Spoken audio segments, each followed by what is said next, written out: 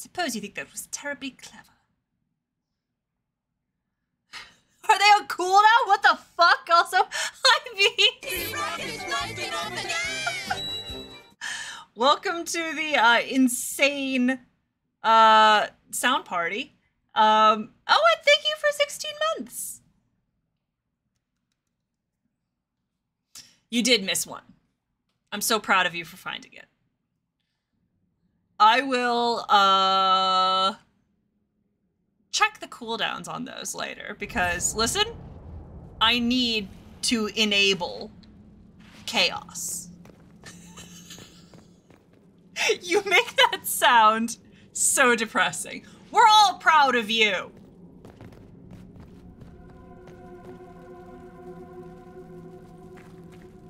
Let's go. We're not gonna go the long way. I was about to say, let's go the long way, just for funsies. And I'm like, no, I'm not gonna do that. It would be fucking insane. Okay, but I do want to see Hedron Tig, so. Let's go look at all of our hard work. Yes, stretch is claimed, hydrate, posture check.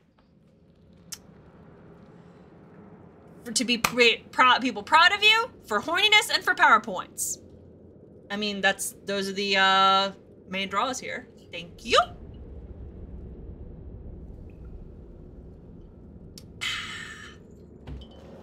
Then we're gonna stretch.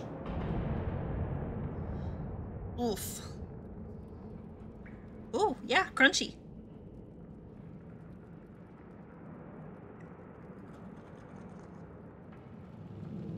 I thought it was gonna be a little crunchier there at the end, and it was not.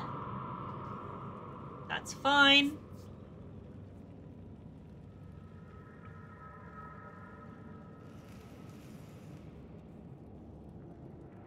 I just had the most vivid sense memory. Wait, hold up. Hold up.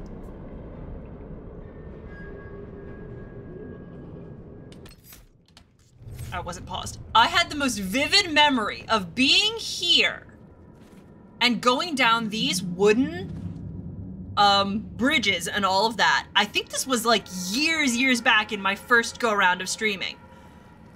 Going around these built up bridges and talking about how and why I love Carver Hawk so much. So I'm gonna talk about it again. I'm just gonna say it right now. I love Carver Hawk so fucking much. Legit one of my favorite characters. He's great and deserves all the love. The what now? It was a long ass time ago. It would have been my first time playing the Descent too. When this was fucking fresh.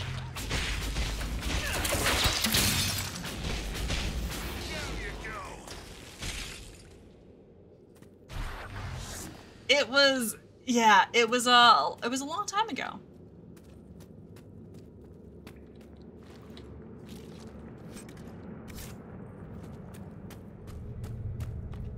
Bloodstained. I need 4. Good! Everyone should think about Carver Hawk all the time.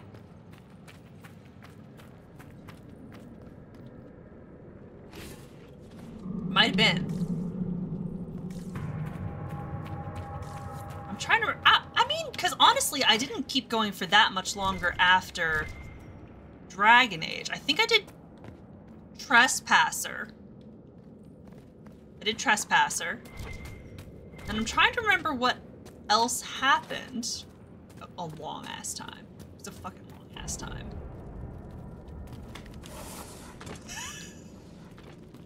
Sounds about right. I also wanted to go on the record that these bridges are giving me the galloping heebie-jeebies.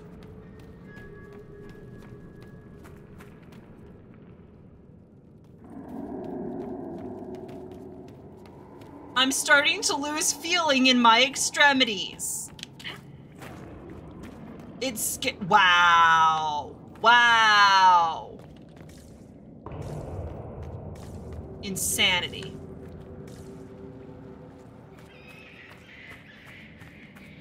I don't like literally anything about this. I'm not having a good time on these ledges. Black wall! Nice. Oh, yeah! Hello? What? Hello? There's a thing to pick up. What do we... Oh! Okay, we can go... Ooh. This is... the Nug... All praise the Nug King. Sate his appetite with cheese. Older is better.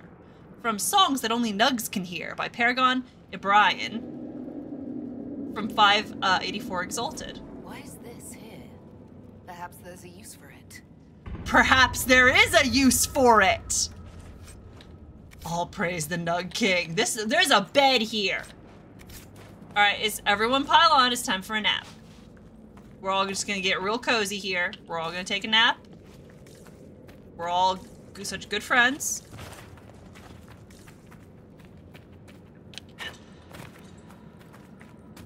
Alright, time to cross again. Black, no, that's Ren, come away from the edge. Ren. Oh, Dorian, buddy. Listen. From an archaeological standpoint, this view right here is very cool. Very great. I'm loving what we're seeing here. From a personal, emotional phobia standpoint, ah! Oh, God.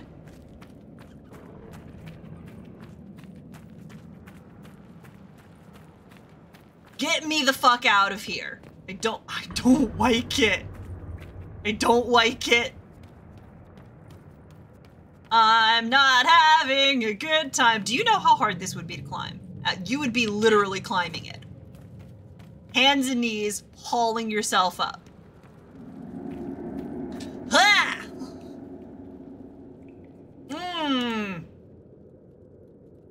Oh, I did not like that. I did not have a good time with that. Ugh. Extremely cursed. All right, we are gonna take this back down because there's more. The things I do for archaeological discovery. Hard pass.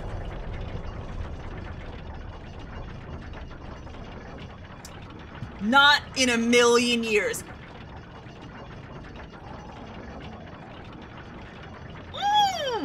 You said that, and I could literally feel, like, the bottom of my stomach drop out. Ooh! I don't like it. Ugh. The elevator doesn't even care us. Oof. Bad time. A bad time.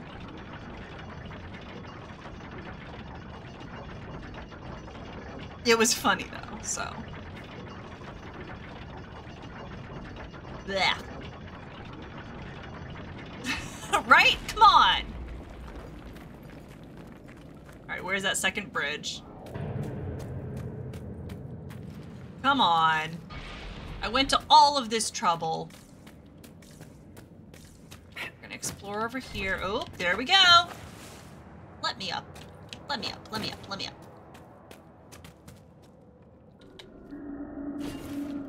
So many gears in so many inconvenient places.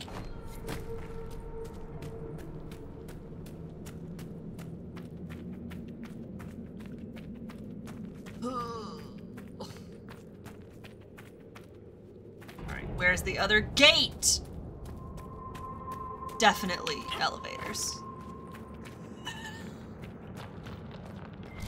That's what I'm here for!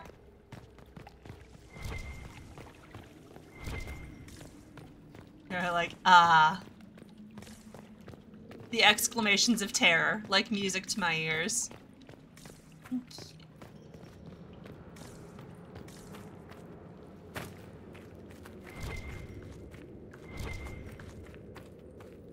It's just fucking iron. Who needs iron? Historically, me. Wait, is there a door in there?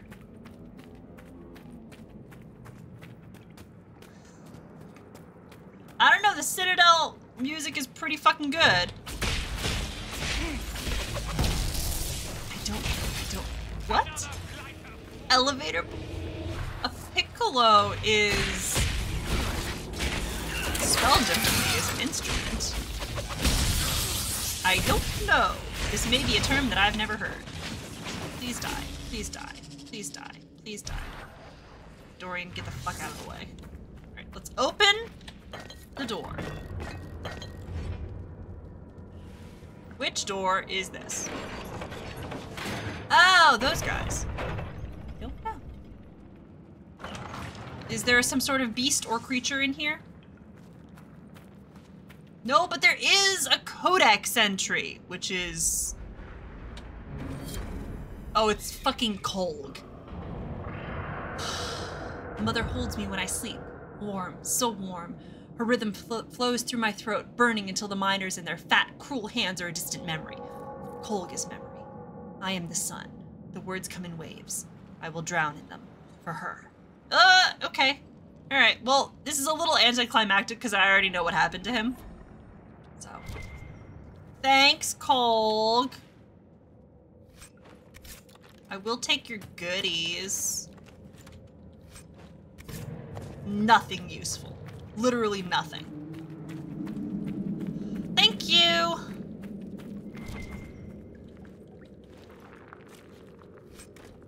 Giant spider glands. I love that for me.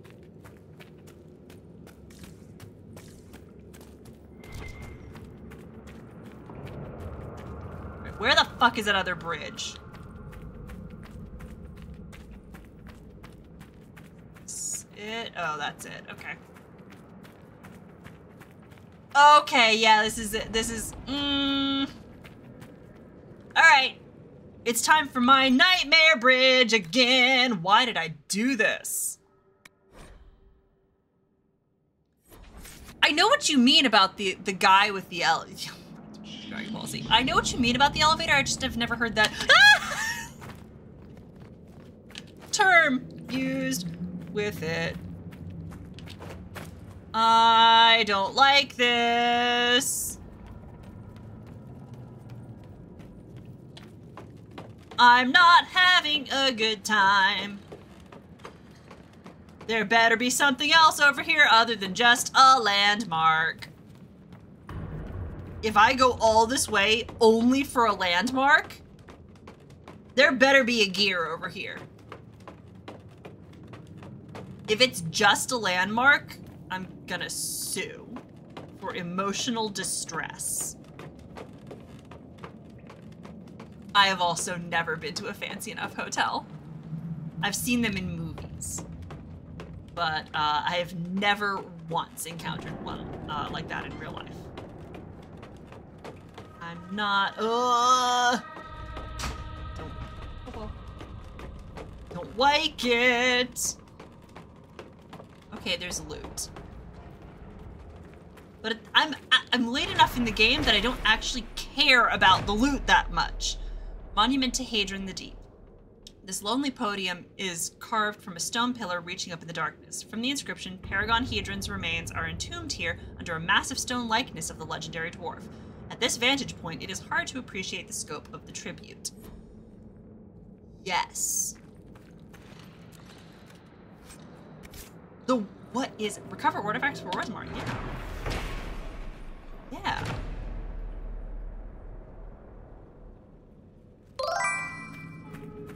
Hello, how are you? There is so much emotional distress that I can sue BioWare for. A dwarven toy soldier. Oh. Ah! Listen, this is the emotional distress that I'm gonna sue BioWare for. Are you seeing this? Okay. Ah! Oh, Oh, they just keep going down into the darkness. Okay, alright, okay. Ah! No! Oh my god, they bumped into me and I just about had a fucking heart attack. Oh god, oh god. Oh god. Oh shit.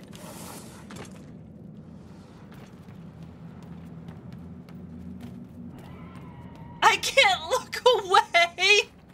I have to see where I'm going!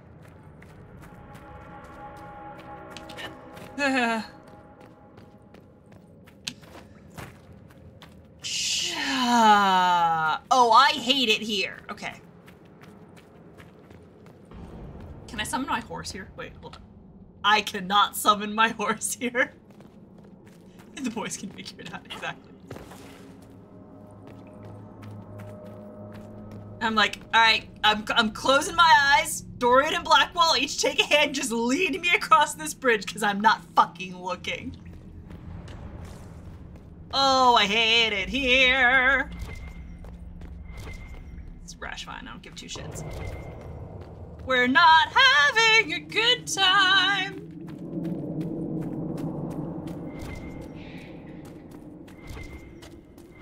This is scary beyond all belief.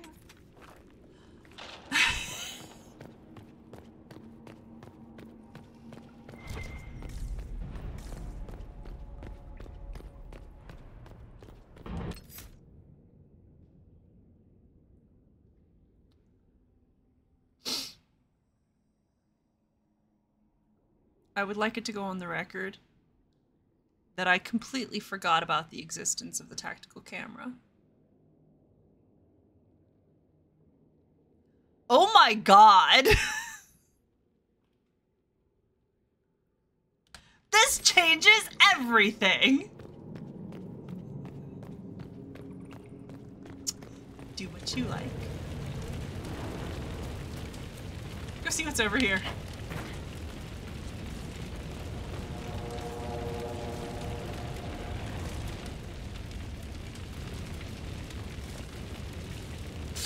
I was having a fraught realization.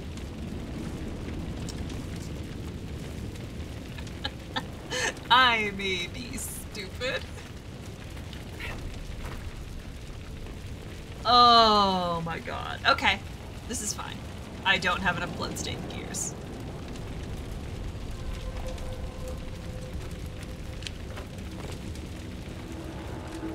That's just... I mean, debatable. There, I can't get across that. That's not happening.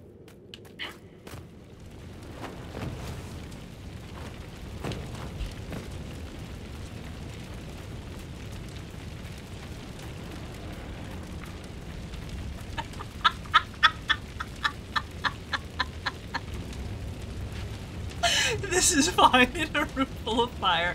Oh my god, that's so good. Yeah, that was me. Oh yeah, this is where the last bridge is, too. Over here is the bridge. Beat me with experience. Oh, it's dark and I don't... Ooh. Interesting. Okay. Oh god, oh this is bad. I don't...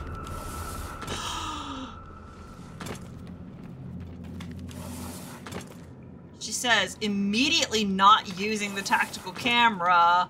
It's fine. I need to experience this once with my own eyes. The what? Lost memory. World's best shaper is stamped into the side of the mug in an obnoxious script. Oh my god! I am raging. I'm always raging. This is my experience with me playing the game. Also, I am so scared of heights. I'm so deathly scared of heights, and this is Heights, the DLC.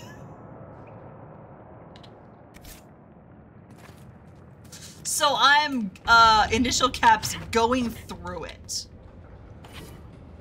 I'm terrified of heights.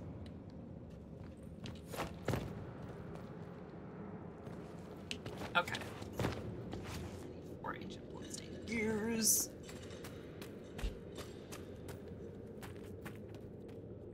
Oh my god, I definitely have it in games. It is a fun time for me. Oh god, it doesn't work vertically! Oh, I'm struggling. I'm struggling, lads.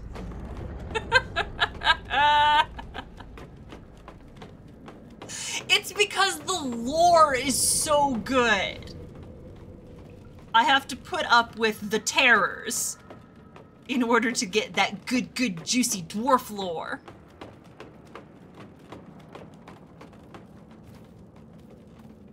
This is a bad one.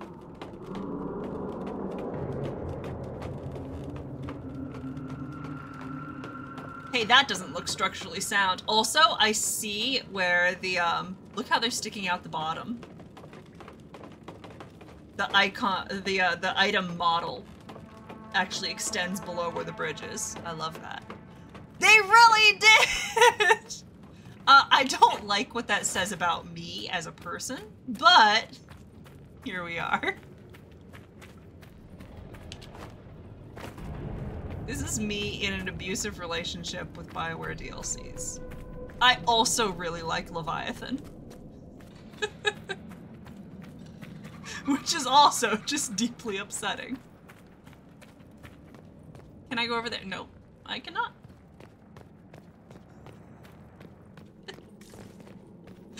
I don't choose the DLCs I love.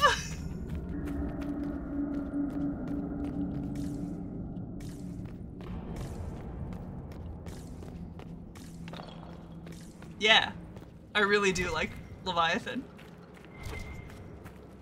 I can feel it now. The blight. It's spreading. It's really good! It's got that creepy ass planet with all the spheres. It's got the I can feel it now. The blight. It's got the extremely touching It's gonna hurt. Just remember, you're dialogue with the romance interest, where they're just like, hey, don't ever do that shit again. It's... You know what? I refused to be silenced on this matter. Leviathan fucks.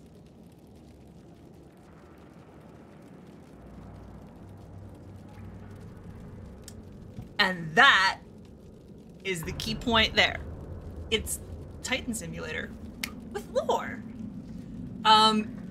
It's got eldritch gods, it's got anything you could possibly hope for with just a hint of thalassophobia. The Eternal Battle, Darkspawn. Unless there's a blight, surfacers reserve the Darkspawn for cautionary religious lessons and bedtime stories. That is a luxury Orzammar cannot afford. Without the Legion of the Dead's continuous efforts, our great tide would have undoubtedly been lost to the blighters long ago. Still, the question remains, where did these monsters come from? It's a given that the Chantry's beliefs about the Darkspawn's origins are nonsense. They were not cast down from a fabled city. They crawled up from the deep recesses of the earth. We know now the Darkspawn come from brood mothers. Perhaps at the very heart of our world sits a queen, the First Mother. Instead of focusing on the children, we should target the brood mothers and ensure that future reinforcements will never be born. Written in the margins are 2 sets of handwriting, presumably from Lieutenant Wren and Shaper Volta. Chopping off their heads should do the trick. Write in one of my books again, and it's your head at risk, Lieutenant.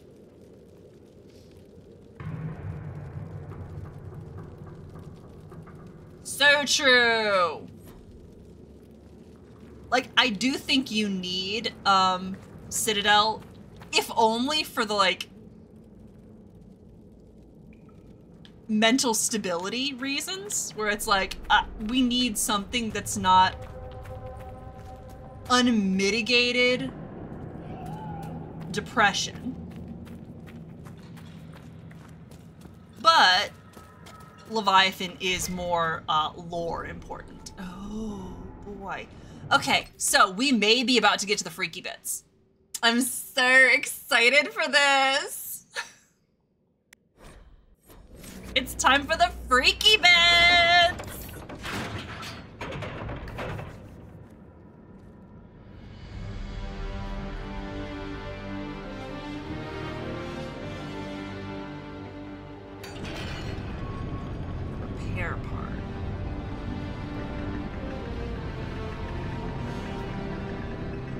remember that bit.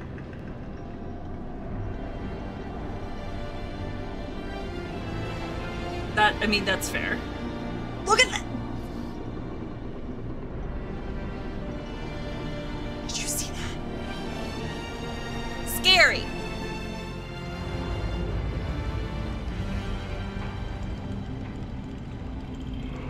Yes. That bit was irritating. This is the bit. This is the bit where the first time I played it, I legitimately got a little bit weirded out. I was playing it and I was like, I was legitimately like, am I seeing things? Am I, what was that? So this is fun. This is a really cool bit. I just saved at the top. Can I save yet? Nope.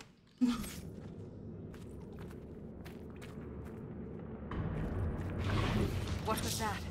What was what? Something moved. There. Light a torch. So I can see us coming? Just stay close.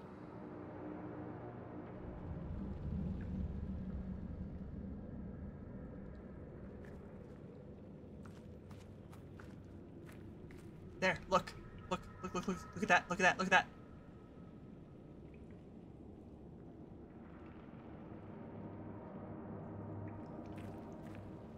Disappeared. They're gone. Oh, no, there they are. They're gone. That was a sound.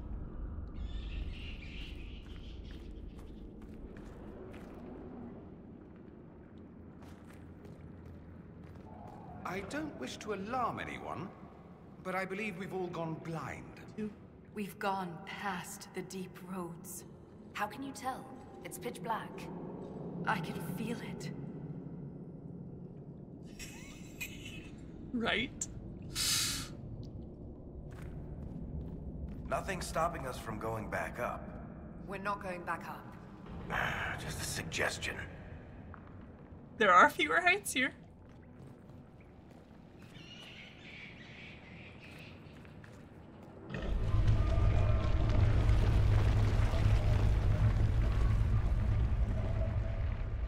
Legitimately freaked me out first time I played this.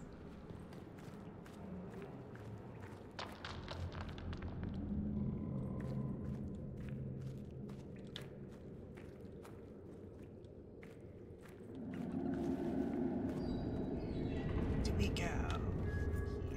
Go this. Oh, there are more.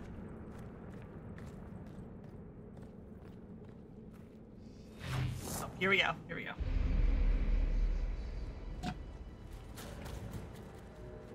They did it so good. Oh. This is one of those instances of a BioWare hitting it out of the fucking ballpark.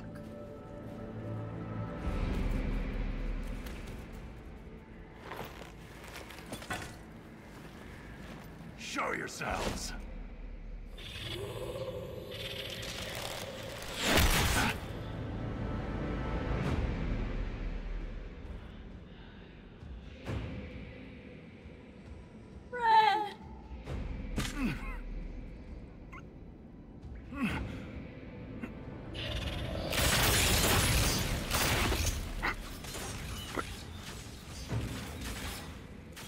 Not at all.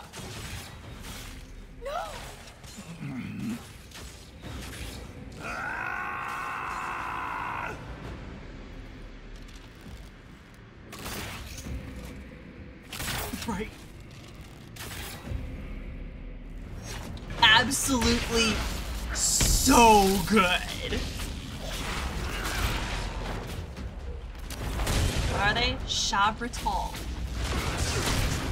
A little bit of a spoiler there. I honestly would have liked it better if they had just like question marks. Because it's like, we don't know what the fuck these are. And honestly, that doesn't help a whole lot. What the fuck is Shabratol? I know what it is, but...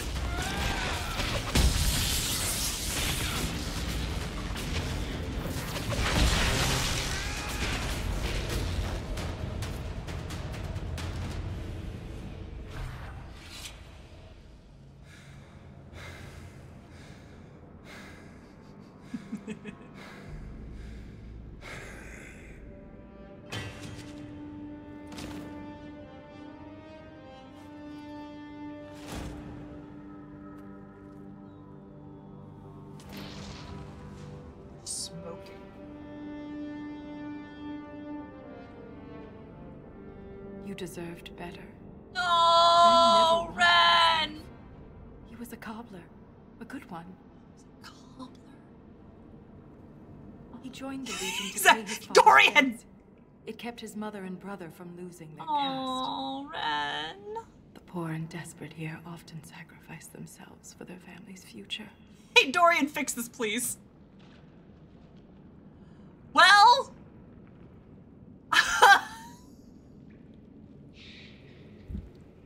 it's weirder than that. Don't worry. Good man. It We'll gets honor his weirder. sacrifice. He always seemed indestructible. If they were merely recycled dwarves, The armor I would was not glorious. be as There's insane about this lyrium DLC woven as I am. directly into the metal, and it's bonded to their skin. Impossible to remove, but I know what we'd find underneath. These are dwarves. Ren was killed by our own kind. They don't look like any dwarves I've ever met. Nope. Me neither. It just doesn't make sense. We've done nothing to them. Nope. Weirder. I won't leave Ren like this. We must return him to the stone. Thrust Tonsha Saroka. If they were just like Frankenstein dwarves, that would be, I mean, that'd be pretty I'll cool. see But this like, through. no. It's I weirder. promise. When I said it's gonna turn our understanding of this universe on its fucking head, I meant it. And the Titan will regret it. This is why I don't know if we're gonna finish the DLC tonight. Oh, we're gonna get pretty far into it. Because it's not hugely long. I mean, it's a DLC. It's not hugely long. I don't know if we'll finish it, but we may get very close. But I need to. It's on my list. I've got a little, like, checklist. I've made myself a little checklist, and I'm gonna start working on researching my, next PowerPoint, which is gonna be my deranged theories. Oh, hi, guys.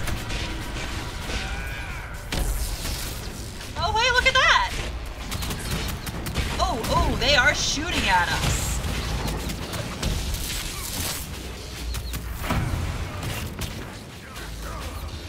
You may notice that they're shooting at us with something very similar to fucking machine guns. I will not make a wiki for that. There's already a Dragon Age wiki. I will be researching on the Dragon Age wiki. Stop fucking shooting me!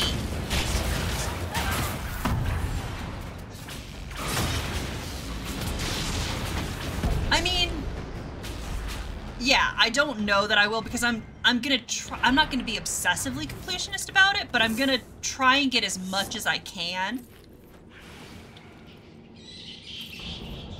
So I may not finish it. Well, it's coming.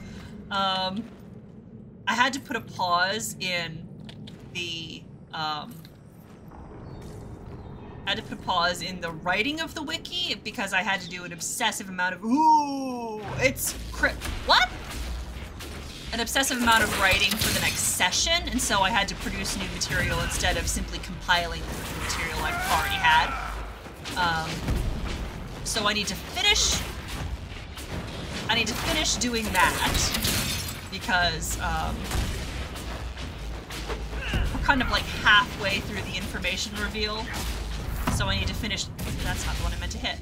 I need to finish writing down the actual texts that they need to, ooh, that's a gear. Hold up, please. Y'all got this, right? Guys, you can get at that. Alright, good. Now I'll come help you. I have to finish writing the texts that they discovered and then upload them, and then I'll get back to compiling the information we already have.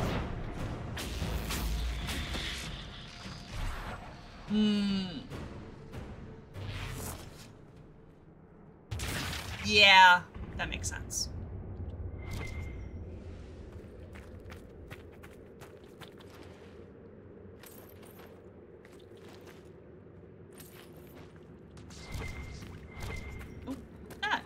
It's Chronicles of a Forgotten War. Oh wait, this is one of 5? Alright, well, Commander Althon told us to move out. He didn't give details, only that there'd been attacks north of Kathalash, and the Crown was sending reinforcements. Father grabbed our axes and we were off. I was a boy then, puffed up from a few victories in the provings. I didn't know what was going to be taken from me, but I would find out. The journey to Kathalash was long and tiresome. Bored warriors make for poor drunks at camp. Father and I kept to ourselves, though I admit I longed to lose myself in a pint of ale, if only to have something to do other than sharpen my axe. From Chronicles of a Forgotten War, Unknown. Ah! Okay, you just barely got me.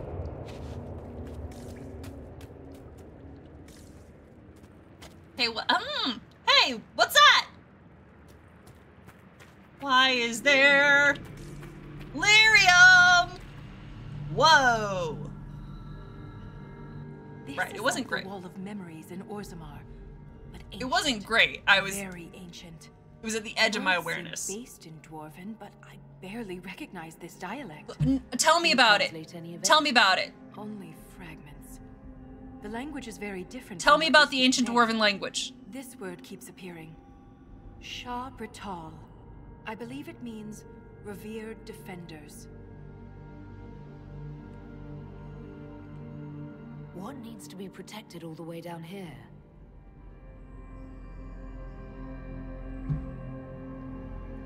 Satanal. Satanal. Cut our tongues, entomb our bodies, watch over the Titan until it stirs. So the warriors who attacked us must be the Shabratal, and they're protecting a Titan. Are you all right, Voltaire? I can hear Ren's objections. Let's keep moving. If more of these memories exist, they may have the answers we need. I want to know about the language! Oh, there's a gear. But it's around some, ooh, friends. Hi bud, how are you? A bolter, love that. Love that. Where's the, hello, can I have the... Alright, well, they're over there. I mean, can we though? Ooh, an earth shaker, that would explain what just happened. I'm not saying that you need to teach me the entire language right now, I'm just saying I would like to know a little bit about it. I think we could explore it just a little bit.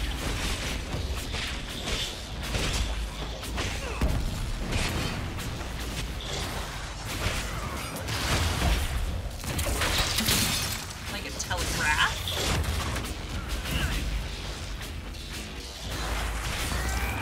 Oh yeah. That would be really nice.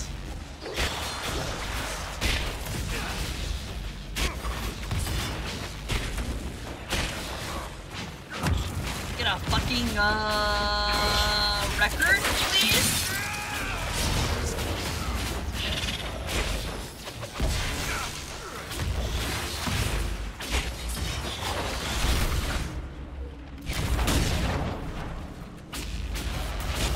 Oh, there's a lot of you lads, huh?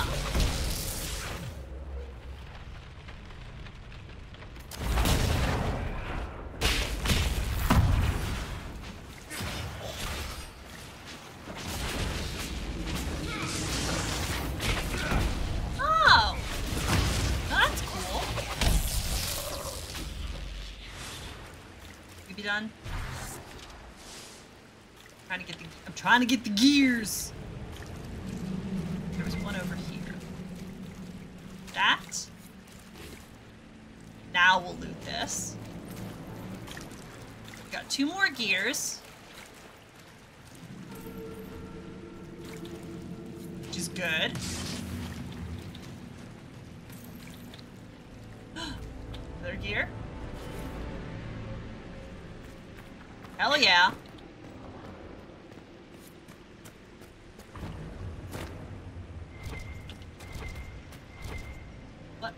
Oh, ooh. Oh, wow. There's just like an entire plethora of them down here. Oh, there's another. Ooh. Love that. Excuse me, pardon me. Pardon me, I need to get these gears. Pardon me, excuse me. There's another.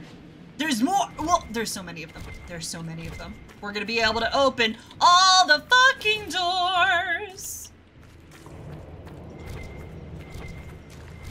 This is gonna be so good for us!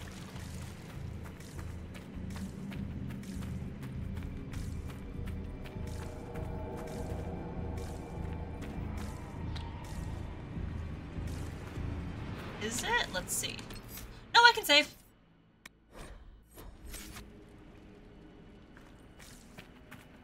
Oh, let me get the aromatis. There's something strange on the other side. I can feel it. My guess is another earthquake that hits when we're halfway across the bridge. Watch your step. Thanks, Varric.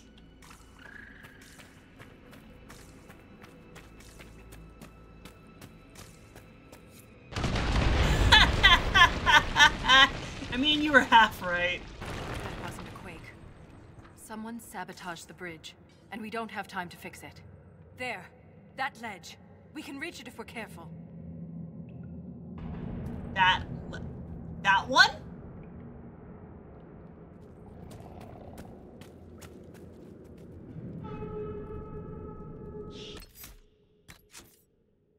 I love this. I'm having a great time. Why would you say that? Let's just jump. Let's just jump.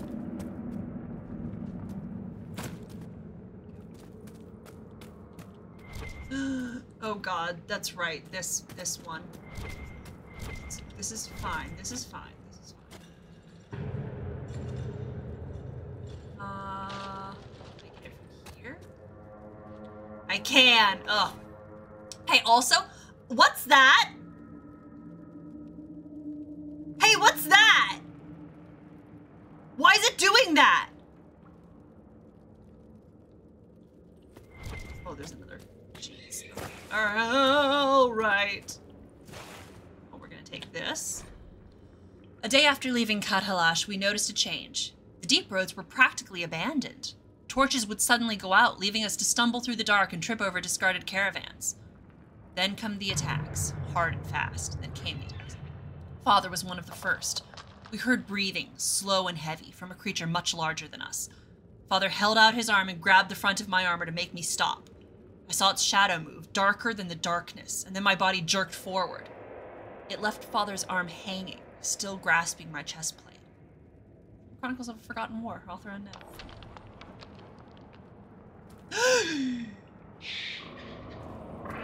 Oh, ha! It's light.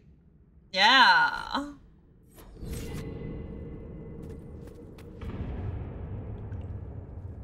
Just gonna take that. Thank you. Okay, great. Fragrance. Yeah, we could have guessed that one from the name. That's it. You got it. Someone is growing a lot of shrooms. Oh, there we go. There's another one. Look there. More ancient carvings. Aye, but these seem to be about the Titan. It shapes the stone. It is the stone. It sculpts the world within and without.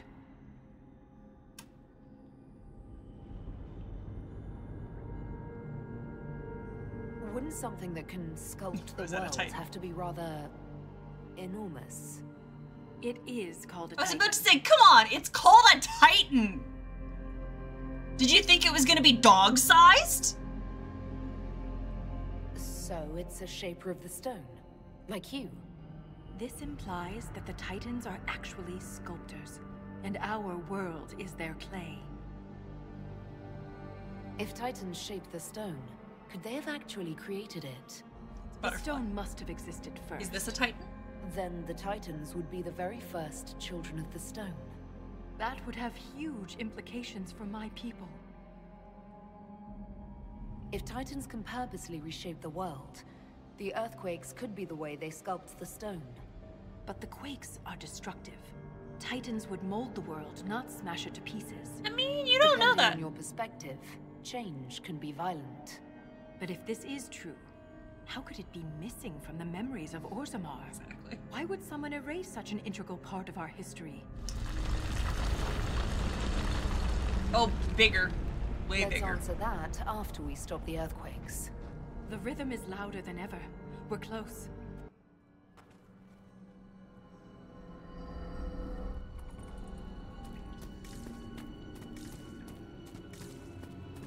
Yeah! Look at that. Like stars at night.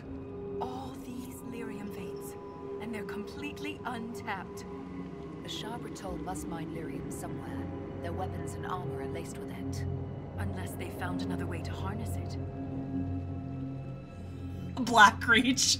This is Blackreach. Except it's all lyrium.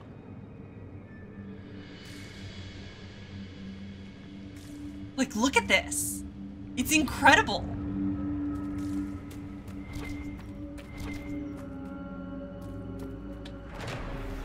Go giant mushrooms. Derelict lyrium mine.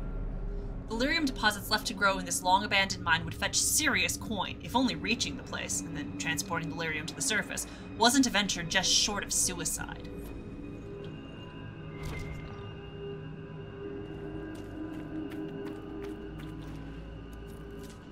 It is blue lyrium.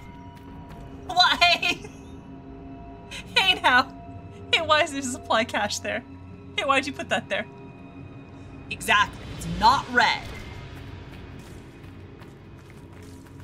Thank goodness. I see no evidence of Darkspawn here.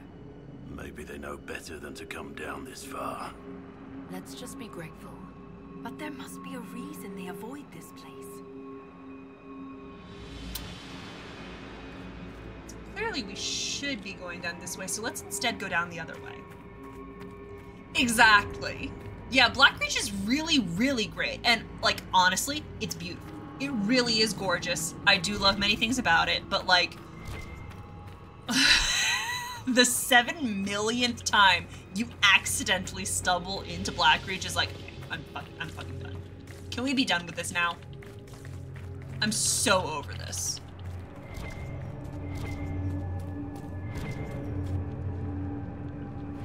Oh, this is just a faster way across there. All right, well, let's get him. The Nirn route. Hey, buddy. Hey, buddy, you want to not come up here? Hey, pal. Hey, friendo, let's not do that. My good pal, my friend, my chum, my dear friend. Why? I disoriented you. Ooh, a stone stock. Love that for me. Love those assholes.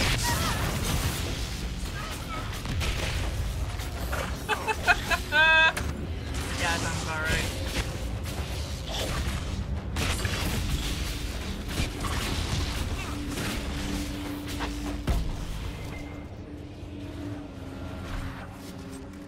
Oh, fuck off.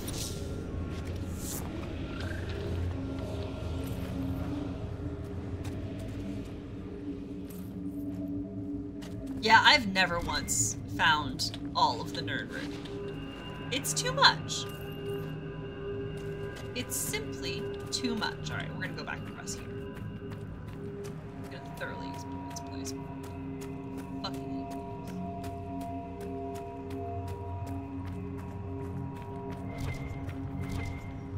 wait. Oh, I would have fucking missed that.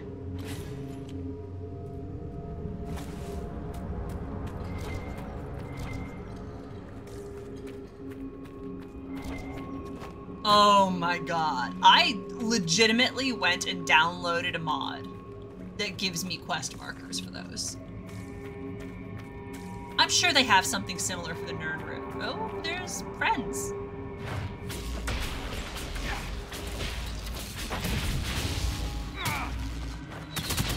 Hey, stop shooting me! Oh, there's a big boy. Big boy. Hey, stop that! Stop shooting me. Oh my god. These creatures aren't deep stalkers. What do they eat to survive? Probably best not to think about that too much. So stop that!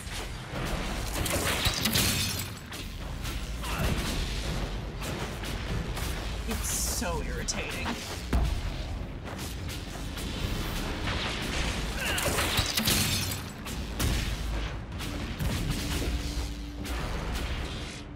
But at least it's not Blackreach.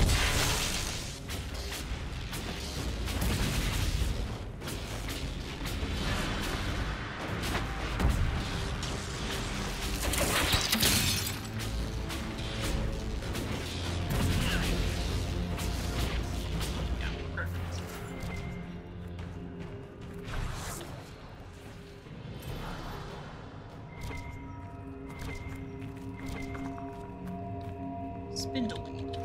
Interesting. Why is there spindleweed here? Why is there spindleweed here?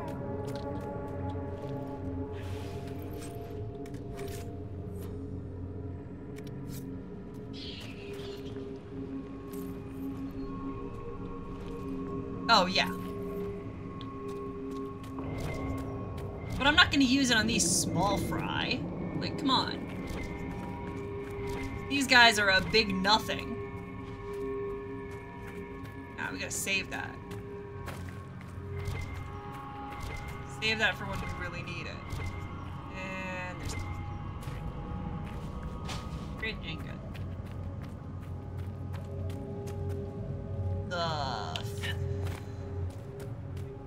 I mean, the Fade is the place. The green mist thing. I don't know. Any more identifying features?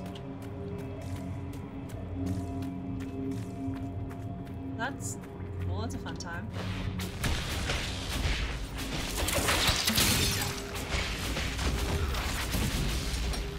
Glad here that we missed. Oh, the anchor. Sorry, it's on the left hand.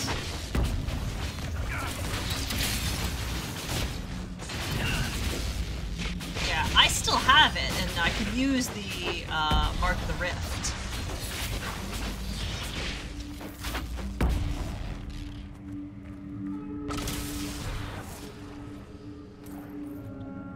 The breach, yeah.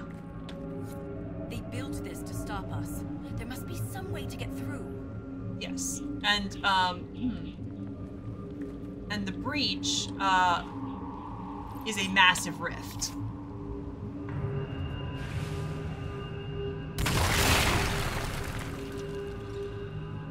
This weapon of theirs cut through the barrier. Fade was destroyed in the effort. Let's keep gathering their weapons. There may be more barriers ahead. What is up here? Excuse.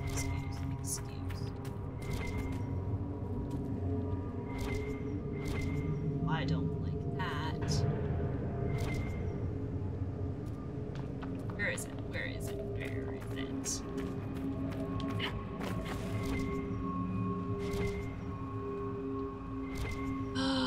That's it. Oh my god, are you joking me? Are you serious right now? Okay.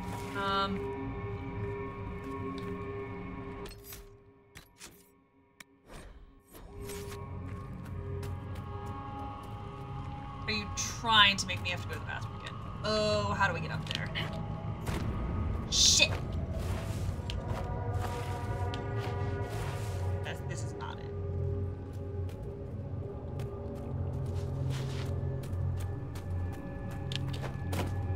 Here, perhaps? To here. up onto this. Then, please.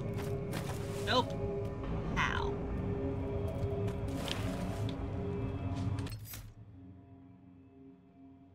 The emergency induction port.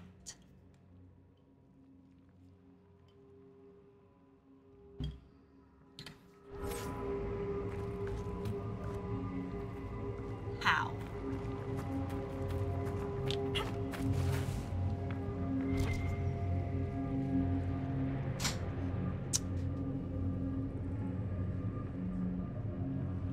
There's gotta be a way. Figure this shit out. Oh, come on! You're so fucking close. Nope. Stand on that. Nope.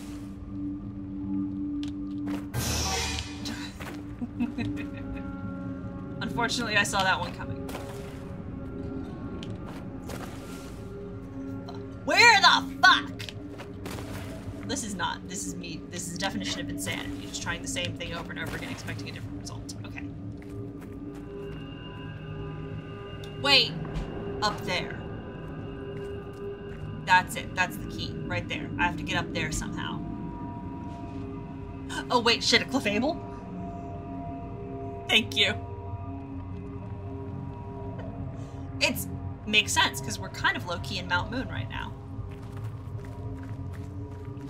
You almost had me.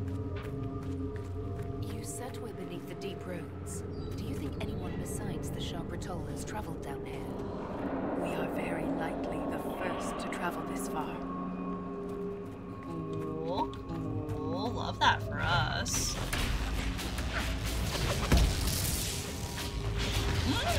A lot of those big boys. Alright, well, let's not, hey, let's, no, let's not do that.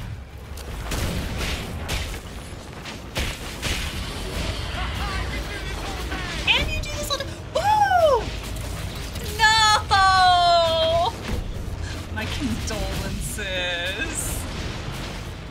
High five for the catch. Good job.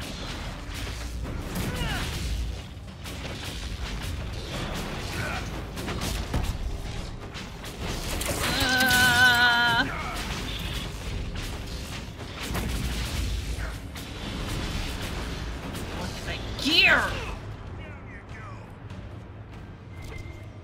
Fucking gear. So excited about this. Gates open. What is? What is? What is? Oh god. Where's the... Here we go. Bastion of the Pure bridge operation available. Creepy. Love that. No, he is. Ren is dead. We now only have Volta. We've got Blackwall, though. We still have one gruff, beardy guy in the party. We're down one Ren, though.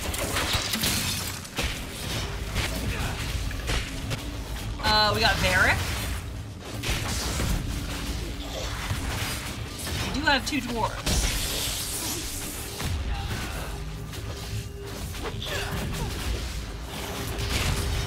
Oh, and more of these guys? More of the Sharper Toll? Oh, yeah, there's tons of Sharper Toll. But we have two dwarves in our party. We have Volta and we have Varric. How the fuck? Where's that other cave? How do I get up there? Well, That was the most powerful tremor yet. Did you hear it? It's getting faster, harsh, like something breathing.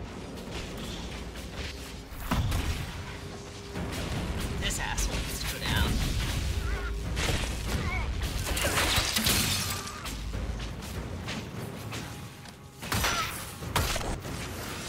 One down! Could be Delirium. It's so true.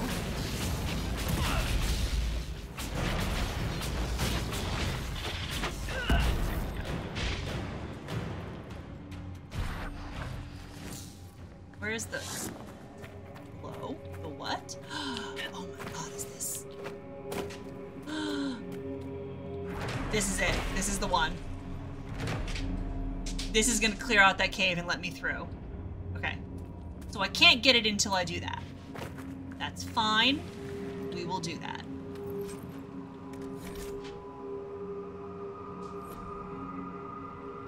Exactly. Salt snake. I did not put two and two together that he's a snake.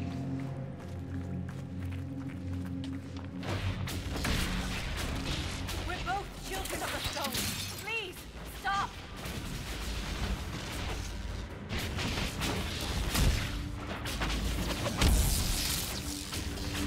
Can I? Oh, way down there.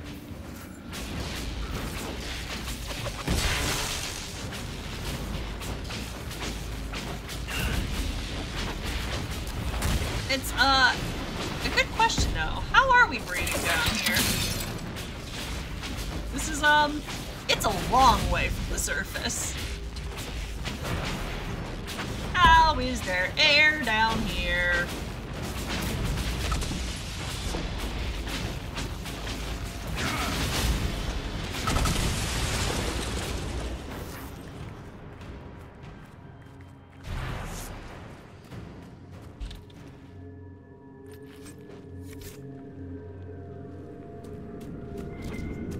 The one from up there. Okay, let's go see if we can find this guy's weapon.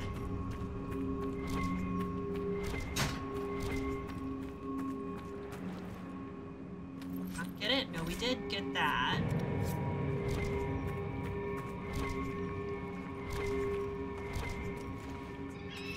Nice.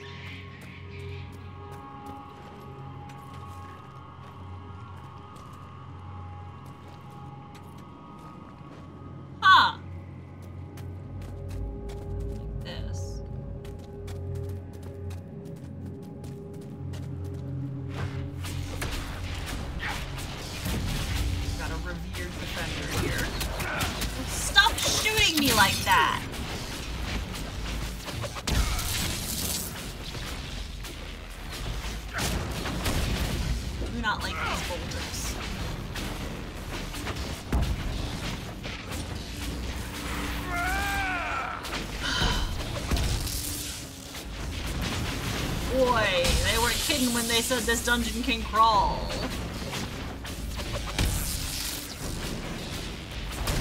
There's just so much of it.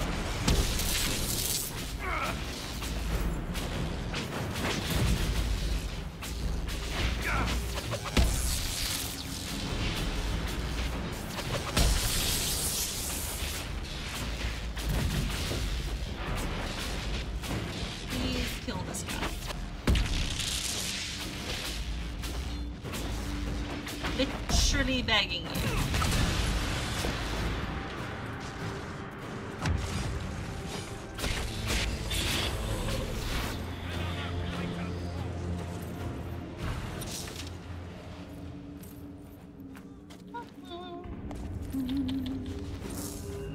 Really? It's cool! It's got great lore!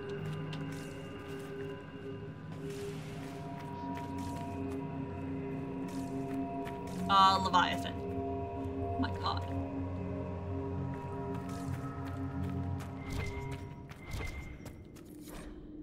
Our bodies screamed for rest, but Othon pushed forward. Now that he'd seen the enemy, our commander wanted to use the Scaled One's tactics against them. Go on the offensive. He left guards with the wounded and led the rest of the company to scout ahead for where the Scaled Ones were hiding. After marching in darkness for days, we finally saw an amber light flickering in the distance.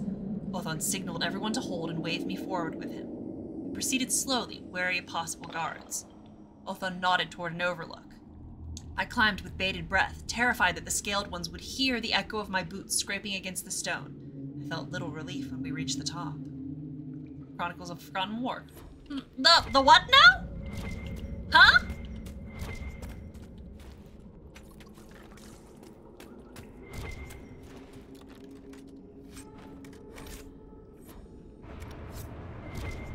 That's...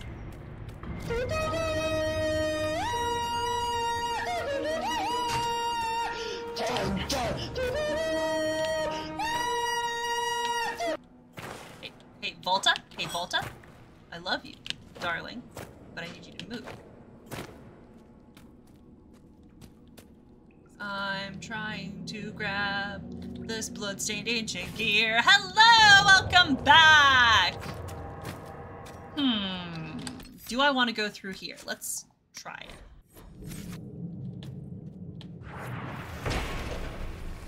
Oh, it's just one. Let's back up.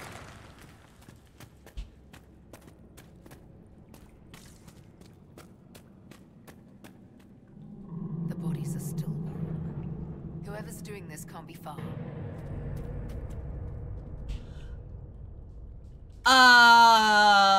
What?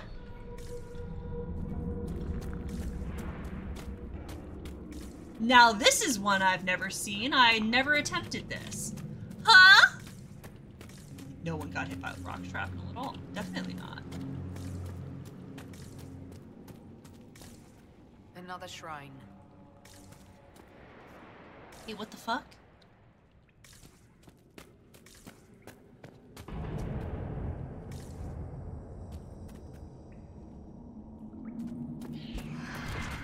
Oh! Oh my god! He literally resurrected the fucking— oh my god! I've never been down here!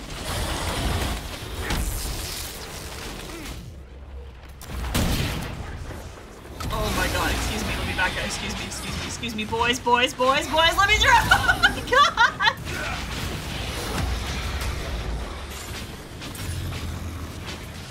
Dorian!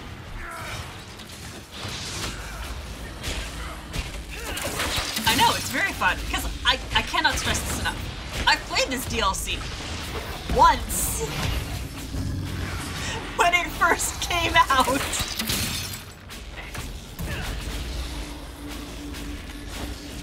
Are you just resurrecting more of them? What the fuck?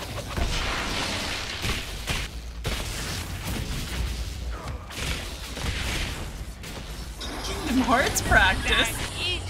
Very poggers. It's not very poggers, is the thing. The thing is, it's not very poggers! Alright, well, but he's not actually that hard. That difficult. It's not actually that difficult.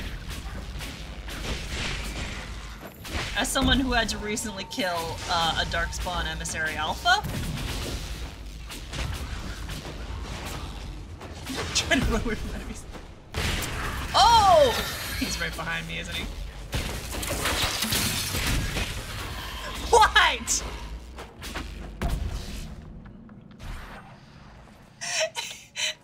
the arcane four teleported right behind me. Yeah. No. It's an arcane horror. Right, that guy. You found this guy? Yeah. Alright. Clearly I did no exploring when I played this. Girl, I completed Bottles of Thetis. Oh, so true, bestie. Doing nothing but exploring. No. Didn't this DLC have a collection quest too? Yes, the mugs. Yeah, I did it. The insanity. Completed Bottles of Thetis, completed the mugs quest. Secondary Bottles of Thetis in one of the other DLCs. I did all of them. You also got all the shards. I did get all the shards. And all of the mosaic All pieces. the mosaics. The only thing I didn't complete is I didn't get every single accessory for your hull. Yes. Didn't get all of the accessories. Let me tell you, it rankled. It hurt. We have not been nug judged. Yeah, you're way more completionist than me. We're gonna destroy this, because it's fucking useless. The shards are so fucking irritating. They're the fucking worst.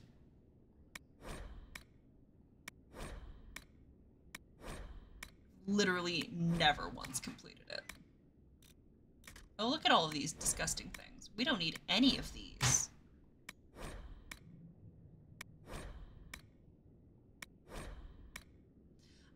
actually kind of wondering if I shouldn't get coal. Bee stick. Bee stick! It's the bee stick! It casts bees! Bees?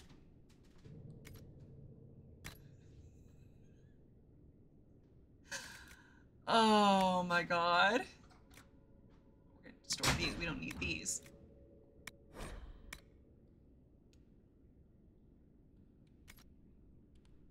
It could cast pee.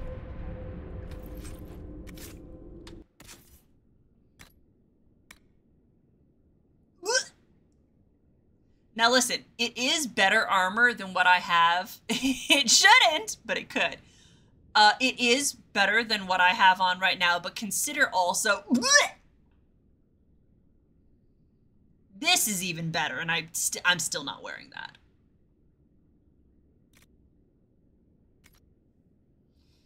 So there's an item in the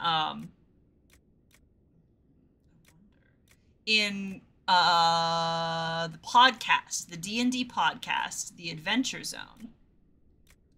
There's an item that they get later on, which is, I think, a ring, I want to say. Some kind of thing that lets you change one letter of a spell and before casting it. So much of the armor is so bad.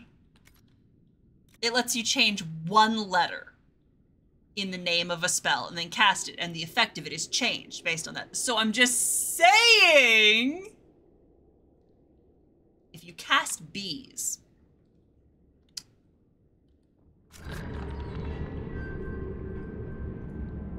you know this one? It's just absolutely fantastic. It's such a good item. What? Hello? What?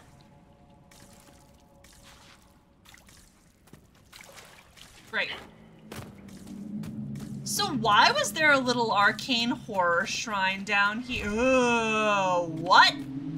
Oh my god, are you joking me? Are you serious right now?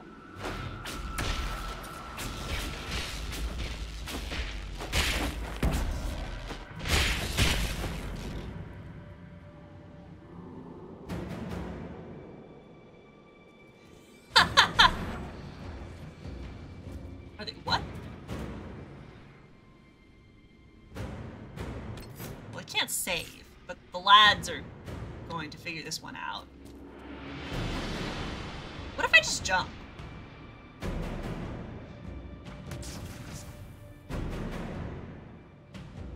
What if I just jump? There has to be a way.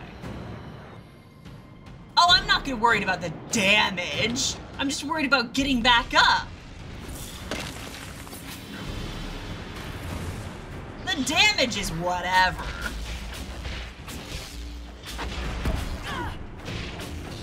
I can't read your mind.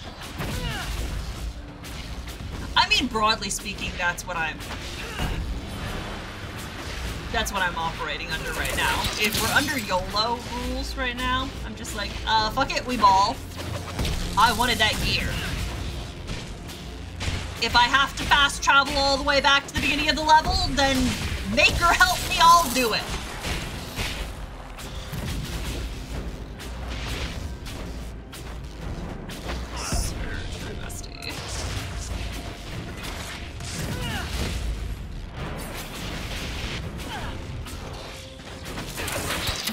Now, I'm just seeing that sweet, sweet bloodstained gear. Which is such a cursed thing to say.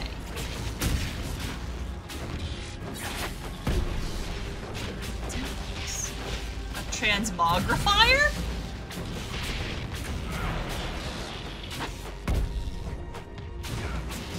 Like the machine that Calvin has?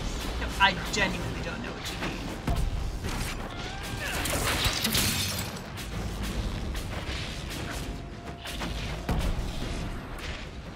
Oh, yeah, that. Nope. Alright, well, let's do this. But, back up. There. We're getting quite good at this. Sure fucking are. Come on, go back up this way.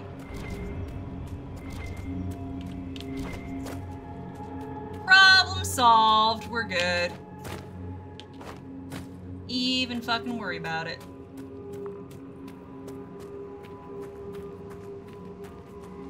And in here's the... Finally. No, it would make my life so much easier.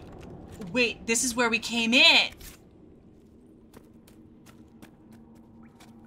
Okay, alright, okay, alright. The helmets are such shit. Like, are you even kidding me? They're so bad. Oh, this is so- Whoa! Oh, fuck yes. Holy shit, yeah. Fuck you, buddy.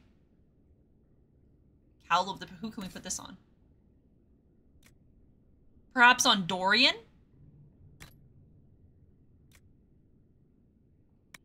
Considering that Dorian is the squishiest, I probably can level up the party. Give me a hot second. And I will destroy that. We will, but it's pretty decent, so we will be keeping that. We'll destroy this. We'll destroy this. I take the weapons one by one and snap them over my knee.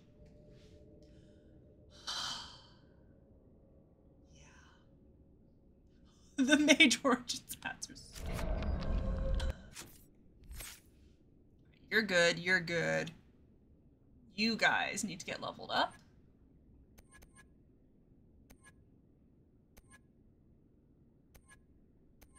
Seriously, we have no more passives?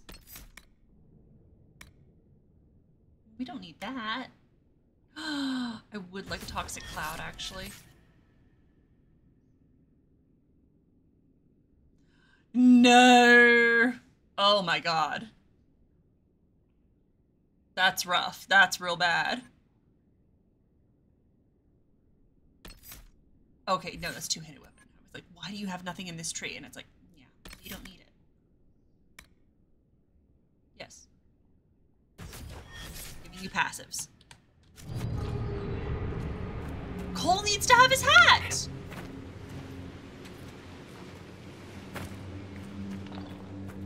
Like, you're completely right. This is... Wait, this is the way we came. Okay,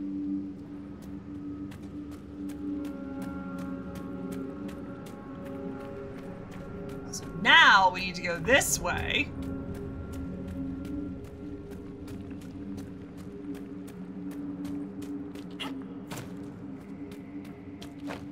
Come on. Come on. Come on. Come on. The helmets are so... I think I must have my helmets turned off. Which is baffling. How could I do that? How do I get...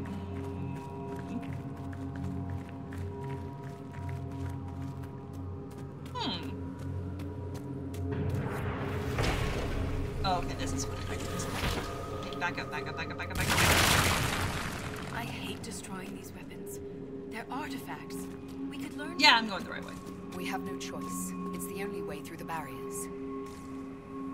I just went off an entire side tangent. Whoa!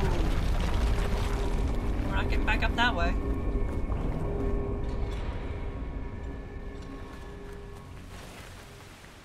You know, that... Woohoo! Hello! Nothing like these dwarves is mentioned anywhere in the memories. If I had been prepared, Ren might still be alive. It's easy to blame ourselves when we lose a friend, Volta. But it's not your fault. I was so focused on the Titan. I didn't consider what else could be down here.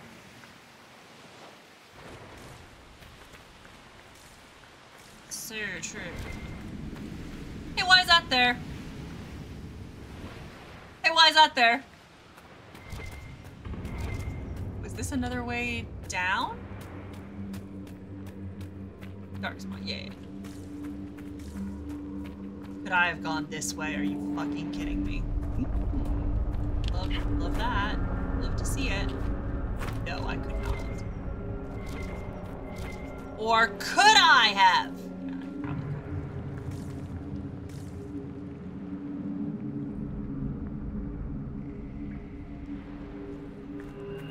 could. You to the bottom and it's empty. Yeah. Whoops, nothing there, actually. Sorry. Sorry to waste all your time.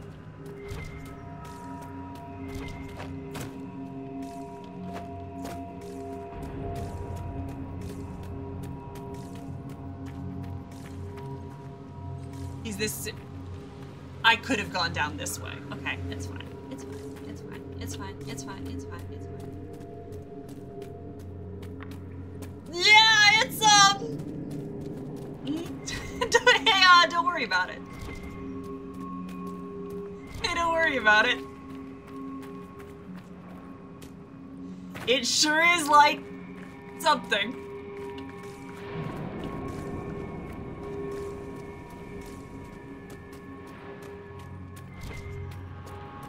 Yeah, soonish. Probably not tonight, but at some point.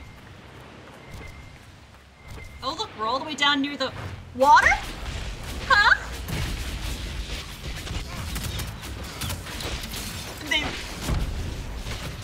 It's possible. It's, well, it's something. There sure is a thing.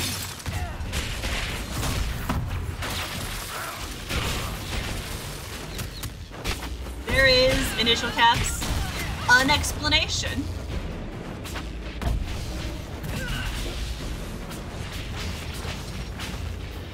He did say that lyrium was alive.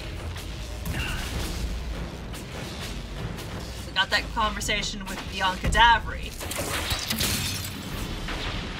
where she said that red lyrium was lyrium that has the blight. And things can only get the blight if they're alive, and so therefore lyrium is alive somehow. So that's a data point. What it means? Oh. We'll get there eventually.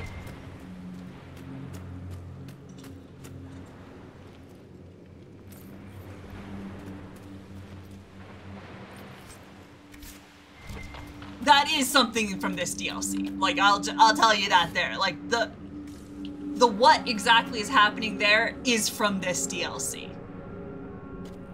We're gonna find out some more shit about lyrium.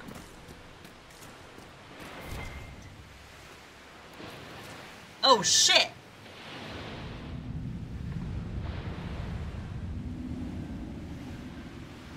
Screen's off. Dingus, it's 9:30 p.m. Thank you, phone mom.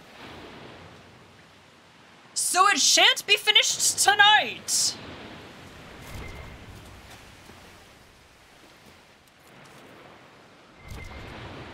Hey, why is that there? Hey, why are you giving me supply cache? Ooh, I almost walked off that edge.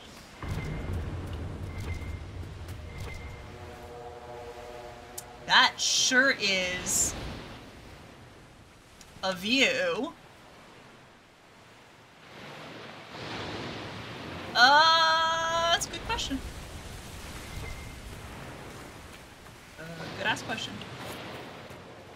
I guess it could be currents.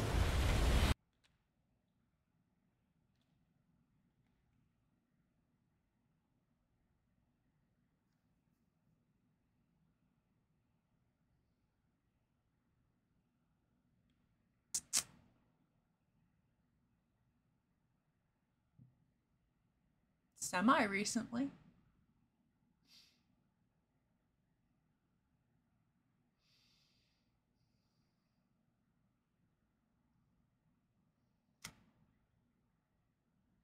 Well.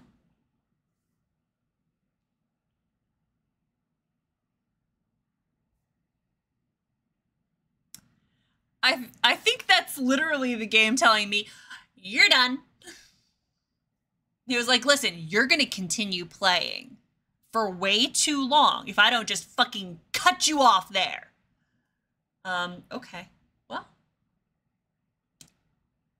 Sure. Phone Mom is so tired of being ignored. Oh my god. Okay. Well, this is fine. It's fine. You know what? We're gonna be done. I will boot it up in between. Like, I'm gonna boot it back up and I'm gonna check and see how much I lost, and I'm gonna get back up to about that point. And then I will not go any further. When I start to see that little, that last barrier thing down there, I'll be like, and I'm gonna stop. And I may not have to go any further at all. I may have either a save or an autosave close enough that I can just leave it till next time. But I'll pop back in before next week and check and see.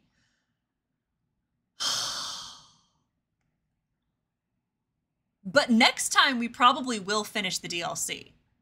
So we may not have time also for then the PowerPoint rant about the lore and my insane theories, but it's coming up. It depends on, then Trespasser. Uh-huh. Then Trespasser. Which is the end of the game. Trespasser is so fucking good.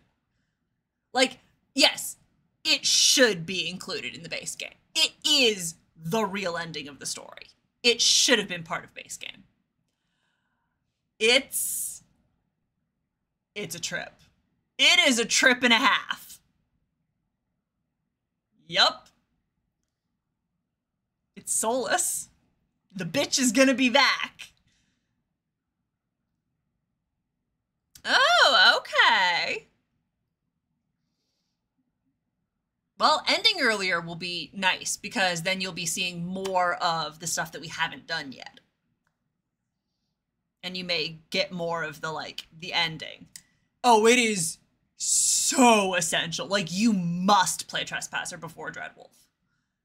It's gonna be very, very important. And I'm trying to figure out, because some of, I don't think it's going to be, like, deeply important, but some of my, like, insane dwarf lore theories, I think, technically come from Trespasser codex entries. So I'm going to try, when I do my research, I'm going to try and kind of isolate those out and make sure that I don't reveal too much about the DLC-specific lore from Trespasser. Honestly, yeah. I just think that Dragon Age 2 is vitally important for everything ever. But I also do really think, which you will see in the PowerPoint, I do really think, maybe not in Dreadwolf, but in the future, I think that the Descent is going to be absolutely vital. The things... like, the stuff that it's going to reveal about lyrium, about dwarves, about just...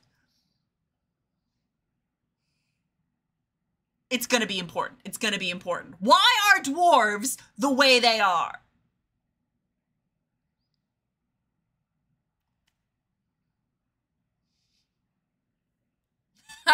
Yeah, in Dreadwolf, all of the caves are going to look exactly the same. So it's vitally important that you play Dragon Age 2 first so that you get used to reusing the... I'm going to be so pissed if they just gloss this over this. Like, I will be apoplectic because it's so good. It's so juicy. It completely turns on its head so much of what we think we know about what's going on. It's gonna be so good. BioWare, hire me to write for you. I know your lore. I understand your lore. I'll do it justice. Right? Please, you've got something so good here. You cannot drop this plot thread. You can't. They fucking better. They better. Lore and the Moons. And I'm not afraid to take a fucking stand and say the Chantry sucks.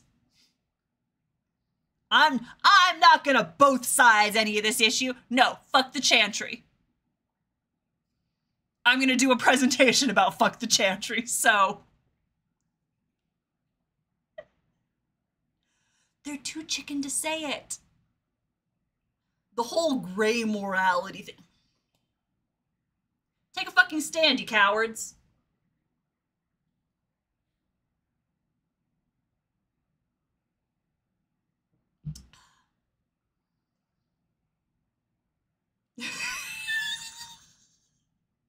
Just slides of various Chantries on fire.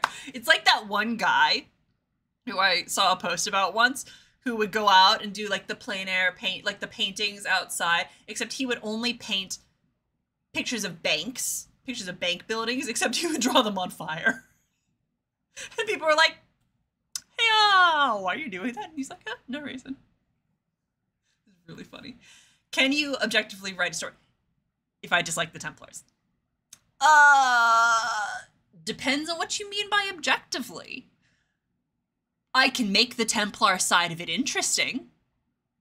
Like, I can make it real interesting.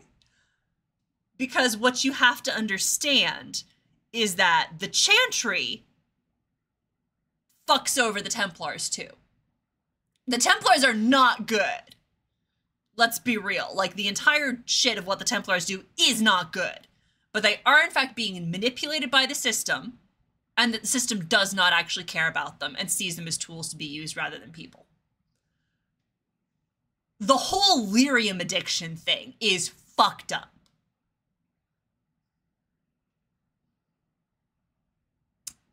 Can I be neutral? But no, because there's no being neutral about... They're not being neutral about it. All they're doing is saying, but have you considered that everyone sucks and is wrong? And I'm like, yeah, there are people who side with them. And the entire point of it, the Templars are where you should be really leaning into that gray morality thing. Instead of being like, the way that it's so often presented is, have you considered that actually maybe mages are asking for it? What it needs to be more like is like the Grey Wardens, honestly. Or like the being neutral about the oppressors is siding with the oppressors. Exactly. If you want to be interesting about it, though, if you want to make siding with the Templars a compelling plot line, then what you need to do is be leaning into the correct way to use gray morality, which is like, listen, these may be bad things. Okay, but what you have to understand also, I'm going to put a pin in that thought here while I think about this. But what you have to understand is that in writing a story, you are writing your feelings. You are making a stand. There's no truly neutral story that you can tell. I can make siding with the Templars possibly defensible. I can make it compelling. But there are you do not have to support all sides. That's the thing. You don't have to support. Corypheus did nothing wrong. Like, all I'm saying is to write the different sides of it, you don't have to be neutral. You don't have to support everything. You have to, like, listen. I'm going to go back to things like the Wardens, where it really becomes a question of, like, gray morality in an interactive narrative.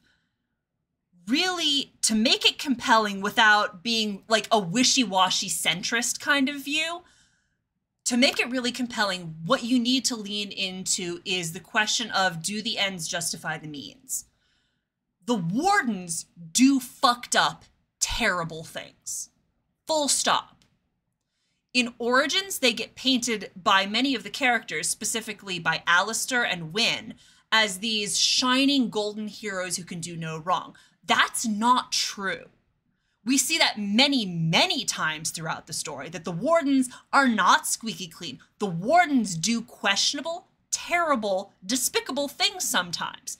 But the point of the Wardens is that they've determined that these things are necessary in order to these things are necessary in order to prevent an even more terrible wrong. It's not presenting it as exactly.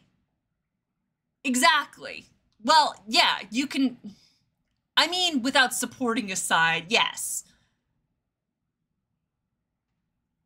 The problem is that they've written, I think at this point, it's very difficult to write the Templars as morally correct and upright. Just with the world that they've built, they've kind of written themselves into a corner on this one.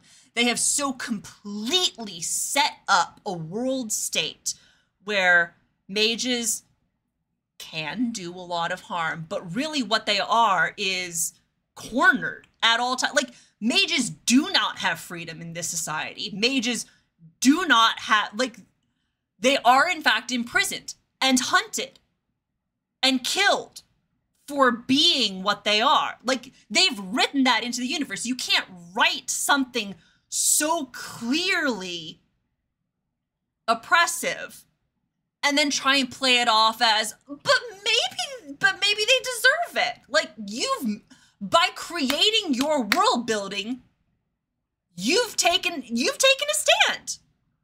You've set it up in a specific way.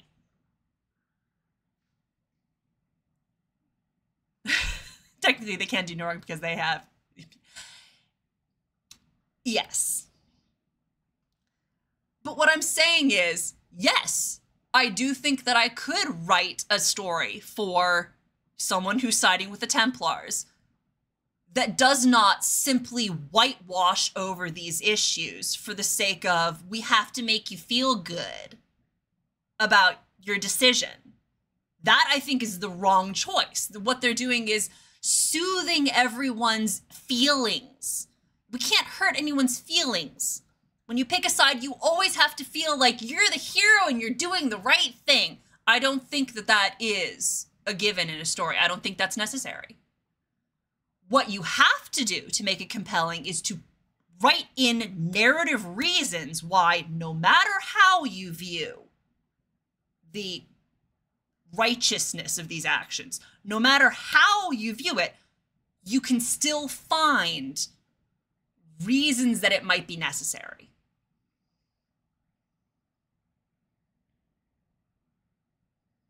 Right. Okay, yes, absolutely. I do believe, yes, correct.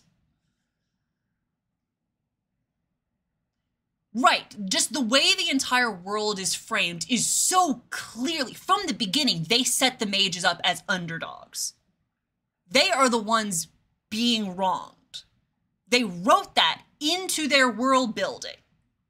This is what my issue with the writing is, where they set up the story in a very specific way. They're telling the narrative of this world in a very specific way, where the mages, from the beginning, from go, you fire up Origins, and some of the first things you're told are mages are imprisoned and taken away from their families and locked up at a young age under the absolutely unquestioned authority of people who are raised to hate them.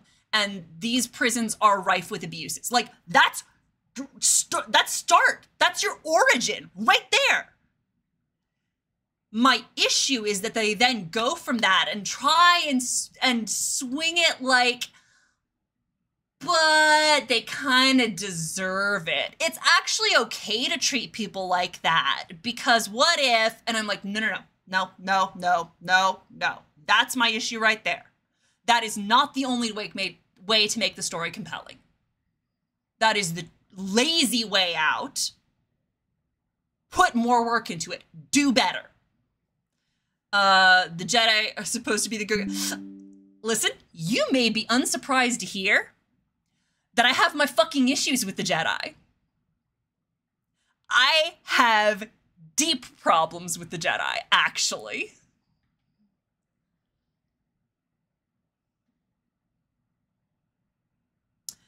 But that's another lecture. I'm just saying they failed Anakin. They did a bad job there and they should feel bad.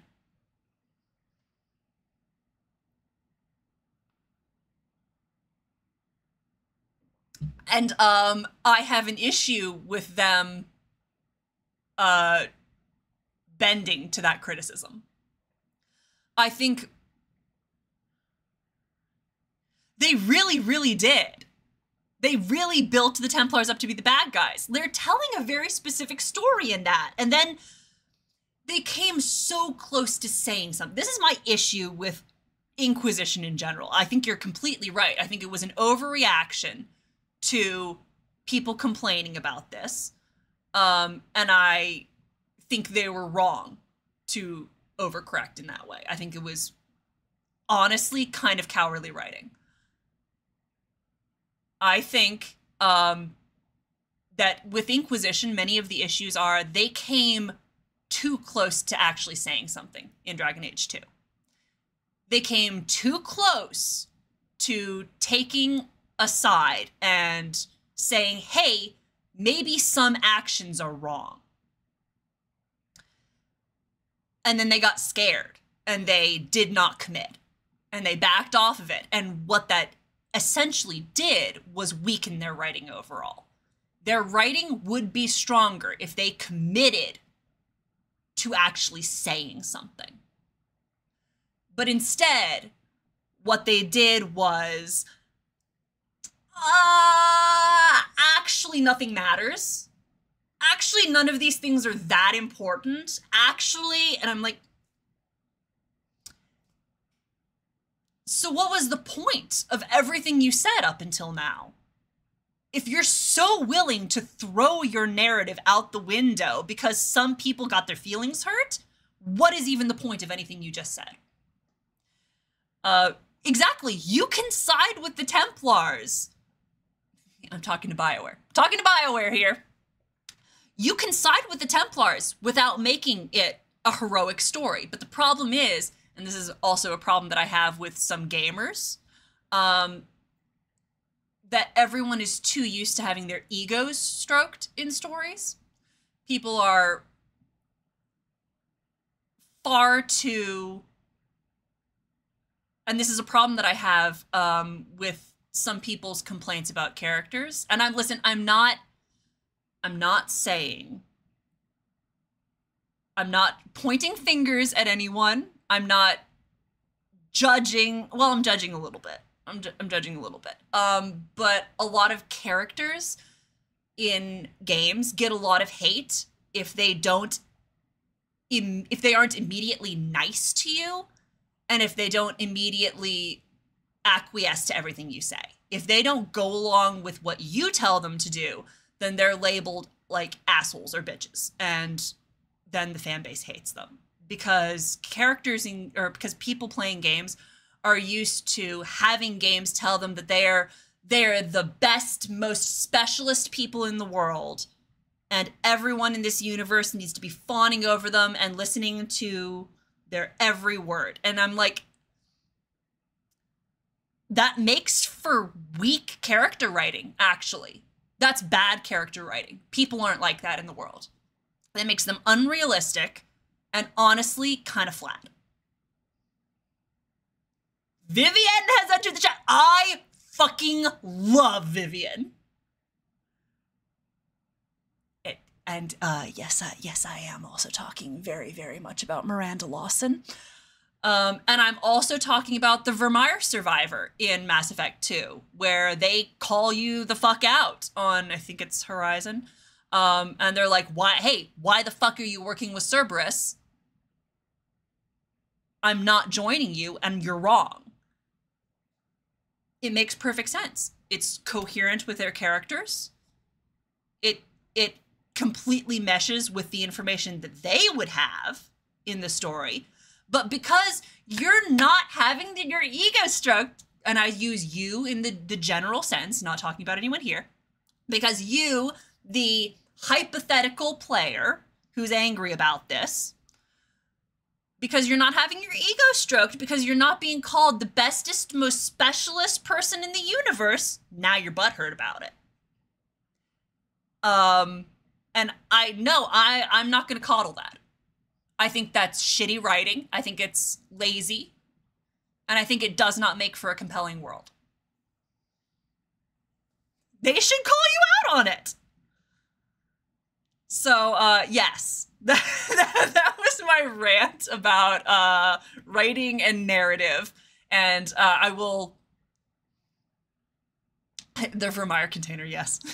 Obviously, yes.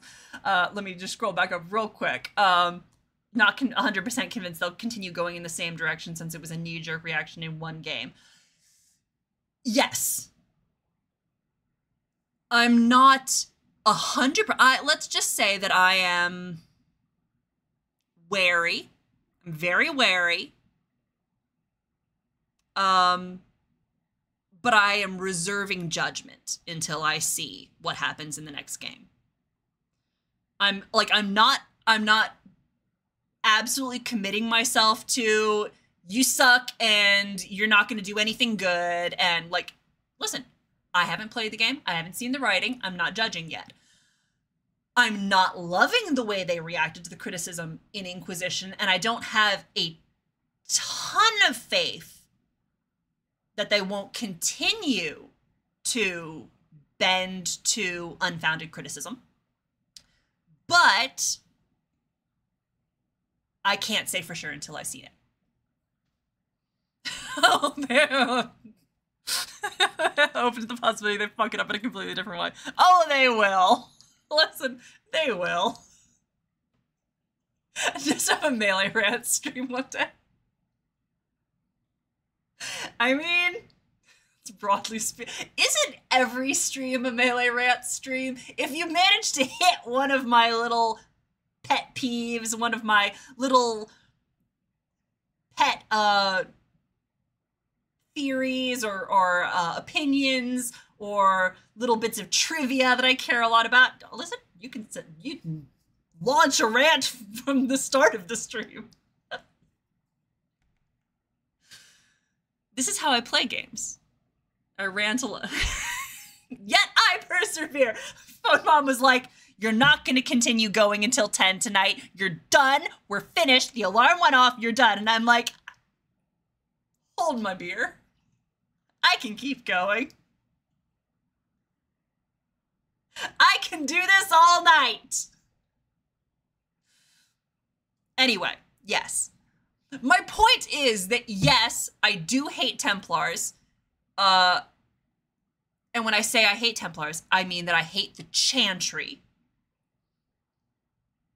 And yes, I could write a compelling story for someone who sides with the Templars, while not compromising that belief. Because I'm just that fucking good. Bet. Joke's on you! I rant like this for fun all the time. This is what I do on long car rides, actually. My sister can attest to this. I have rants like this probably at least once a week. Something will set me off and I will go on a long-ass rant. Some of them, I can never remember to record them. Scared to disagree. On the one hand, I am right, and no one should disagree. But on the other hand, also, everyone is entitled to their own opinion, and I don't want to shout down anyone just because they have a differing opinion. I just firmly believe that I am correct about this. You know what I'm gonna do? This is where the fan fiction is gonna come in. I'm gonna write a story from a Templar perspective. No, I'm not. There's a much better version of fun. I said the magic words and you're like, fan fiction. Maybe. I have been thinking about it more and more. Who's to say? I have thoughts and opinions. And if I could ever get my writing mojo back, oh, I have many things that I could be saying.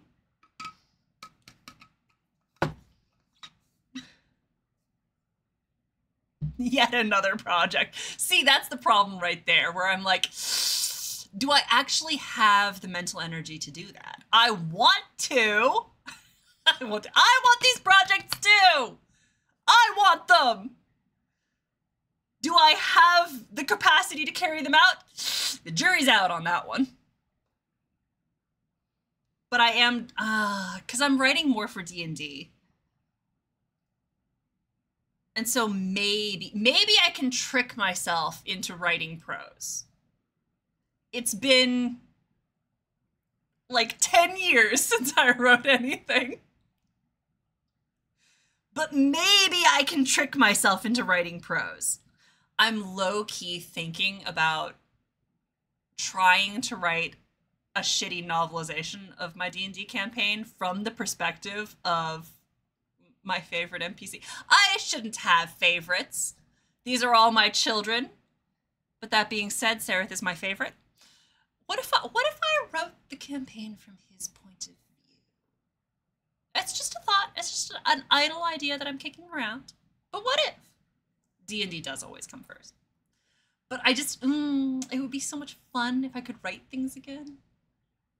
These are just things that I think about sometimes. The only problem is that I can't really share it with the players because obviously they're both elves. They're both elves. One of them is simply a high elf and one of them is a drow. It's the drow. My feral scientist. The one... We did a little arc, which I've probably mentioned a billion times before. We did a little arc over the beginning of COVID. No. He's a scientist. A alchemist. Technically the artificer class, but the alchemist subset.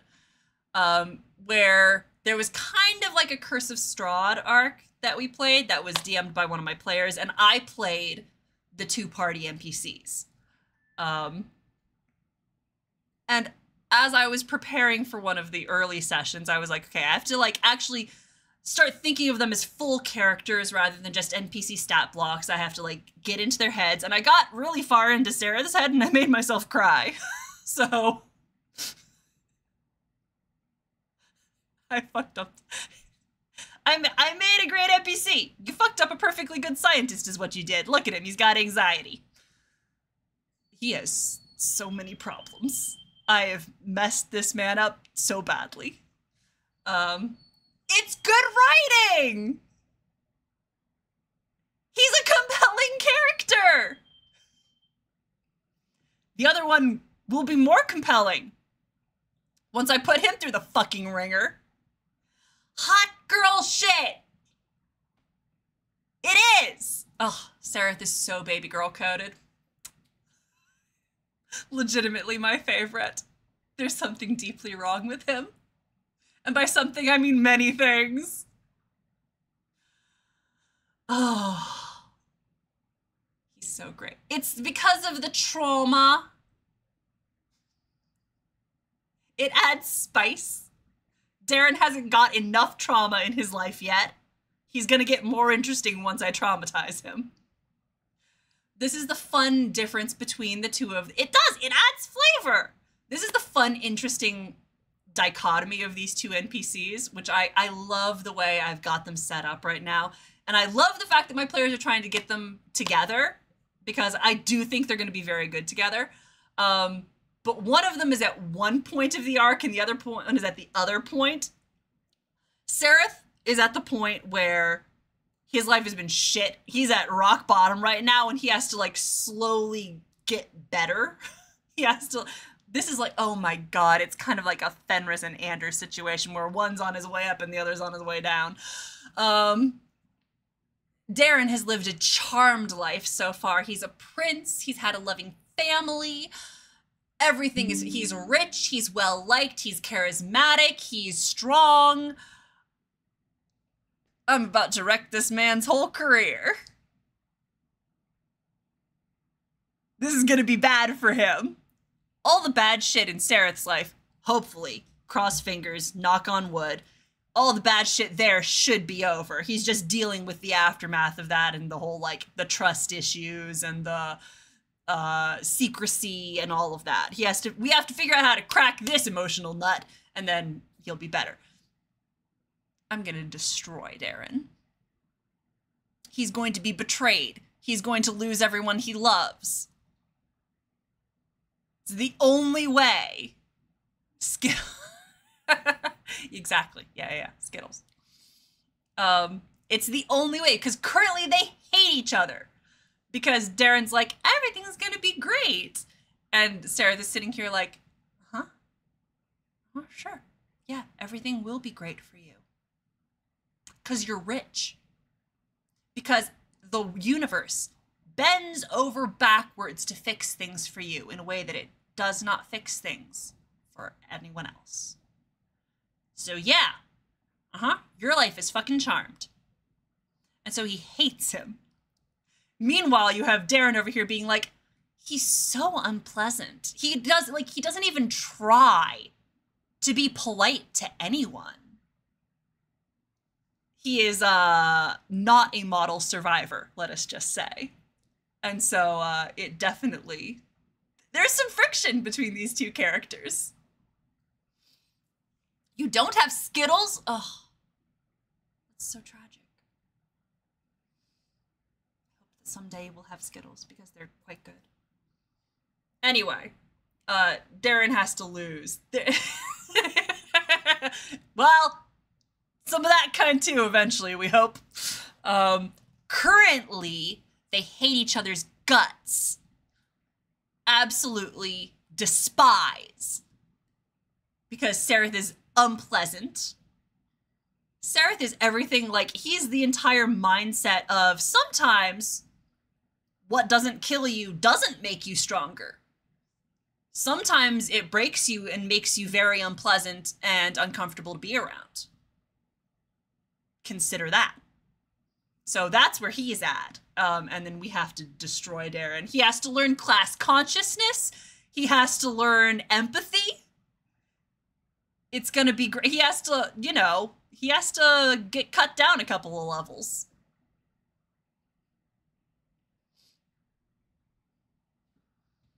Normal ones and peanut and rice.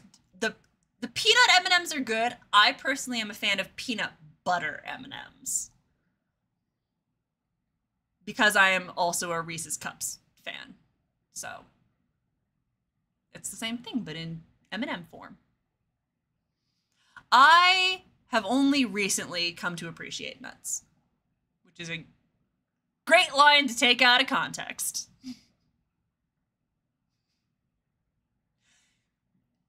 They are both good. I've come to appreciate peanut M&Ms later on.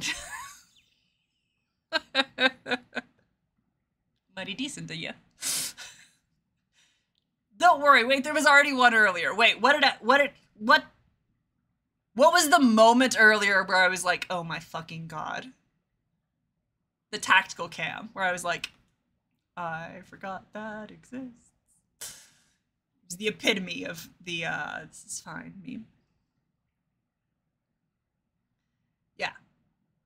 I've only recently come to appreciate peanuts, and I'm at the point now where I semi-regularly will just buy, like, salted party peanut. No, not that one. Not that one. No. Well, thank you. We're repressing that.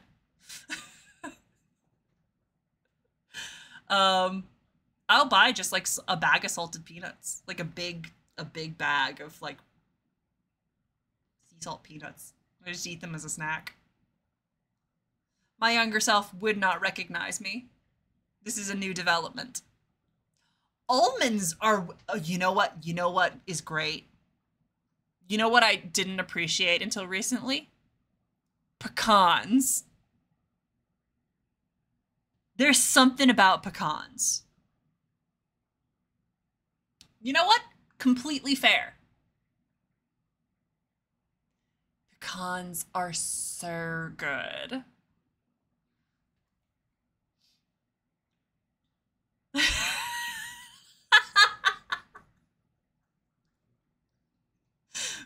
you think I would choose this fur-covered, constantly sweating body?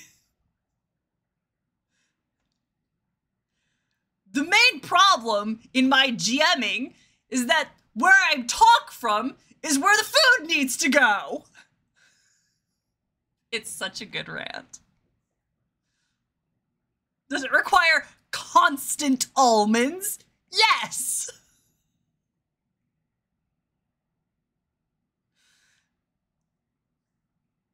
The food hole in the back. I have a hole in my torso. I have a friend constantly shoveling salami into an open furnace in my torso.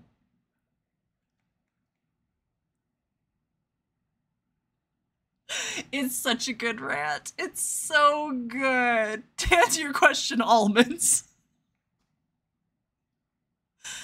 He's literally an icon. Oh my god, you do... Ah! Wait, quick. We gotta... Hole. We're talking about Hole. You heard it here first, folks. We're talking about Hole. Let me pull up the rant. I'm sure someone else can get it first, but this is a race right now. Run an almond rant. You'll never guess what my top search is.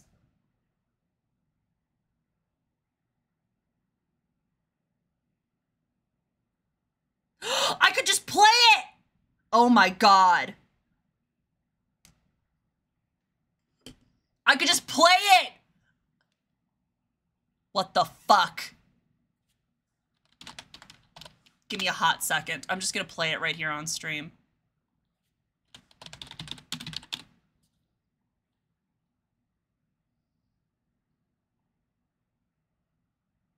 Pause. I'm gonna pull this. Hello? Can we have a separate window? Please and thank you. Forgot about titties. Right, hold up. Before we finish this up, though, we do have the important question. Ooh.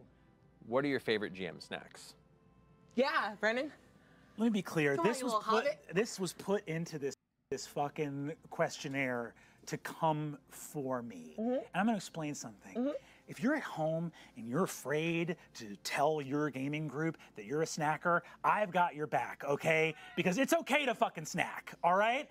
When you're out there, let some of us sweat from the moment we wake up to the moment we go to sleep. Some of our bodies are betraying us constantly. Would I have chosen this paper white, fur-covered, constantly sweating body? No, I wouldn't have. Does it require constant almonds? Yes. Almonds all the time, okay? And I'm not going to apologize because these two fucking elevated beings, these two hovering, what are the pre-Skeksis, pre-mystic light beings from the Dark Crystal? You two, some of us are pod people, okay? I'm a little podling, and I need to snack. If I could have another mouth in my back so that I could, the biggest obstacle in my GMing, all right, is that the same place I talk from is where the food needs to go. We know what to get him for Christmas. Yeah. A mouth in my back. So that I can have a friend shoveling salami into an open furnace in my torso while I narrate. And I'm not sorry. I like to snack. To answer your question, almonds. To answer your question, almonds. Oh my god. So that's the almond rant. This is... Oh, Katie! Katie! I was literally just about to end the stream. My game crashed, and so I went on a 40-minute so far rant. First, I was ranting about my problems with the writing in Inquisition, and the fact that I think it's cowardly not to pick a side. I think they are taking a wishy-washy centrist view of the specifically mages versus Templars debate. And I was talking about how I would do a better job. And then how do we get on fucking almonds? We did also. I'm so glad also that you did not come in here earlier, because I did spend not a long time, but a little bit of time talking about I talked about Sereth. So don't go watch the VOD. I talked about Darren and Sereth for a little bit. We talked exactly. We were talking. A Skitty appeared in the Pokemon community game, and so it was like Skittles, and then we got to M&Ms, and then we were talking about M&Ms with peanuts, and then peanuts led to almonds, and almonds led to the Brennan Lee Mulligan almond rant. So that's where we're at. That's true. You just popped right back in for this. This time, you didn't. You prompted the earlier rant. Like, listen, take responsibility. The writing rant, perhaps. You did say Brennan rant. Be a good yes, because I would be a better writer. I would remember the lore and the moons. BioWare, fucking hire me to write your stories. I care about shit.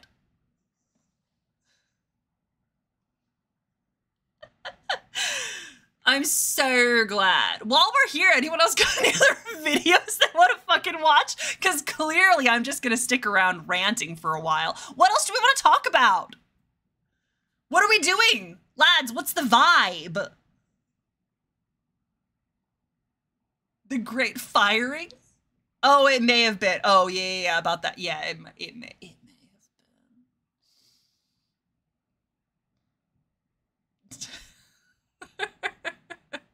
I have so much to rant about.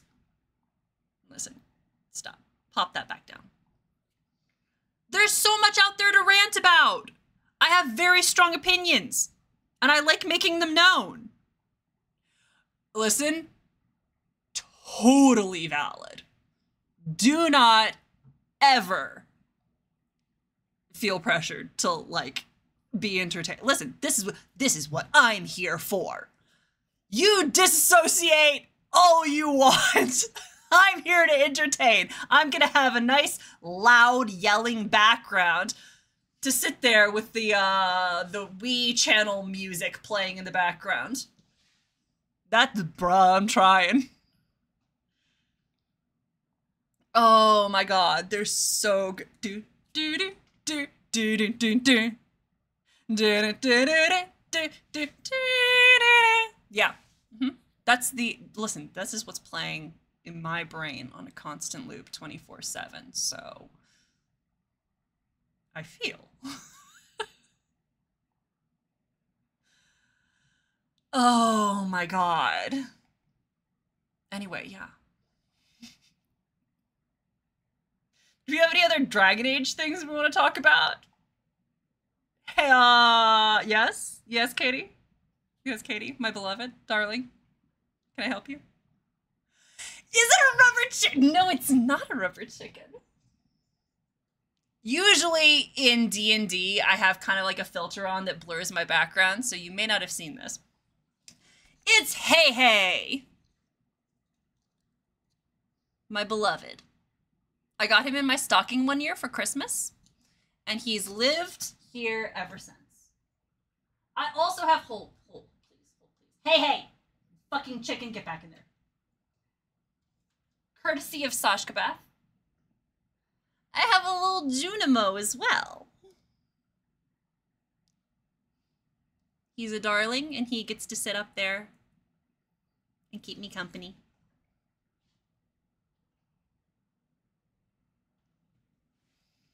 Thank you so much. I love him so much. He's my favorite. Hands and glasses on objects. Oh my god. Slightly off-center. Wait, what? Oh no! The Wii channel music. That's fun. Hey, I should have that as a sound redeem. I should have the Wii channel. Google Chrome. It's the one thing I have Google Chrome around for. I have this one extension that pops up a little posture check reminder, and I use it for nothing else because fuck Google. This is your ad. I haven't mentioned it ever? Have I ever gone on a browser rant? Anyway, stop letting Chrome have a monopoly on the browser market. Use Firefox. Oh my god, that's so tragic. Oh,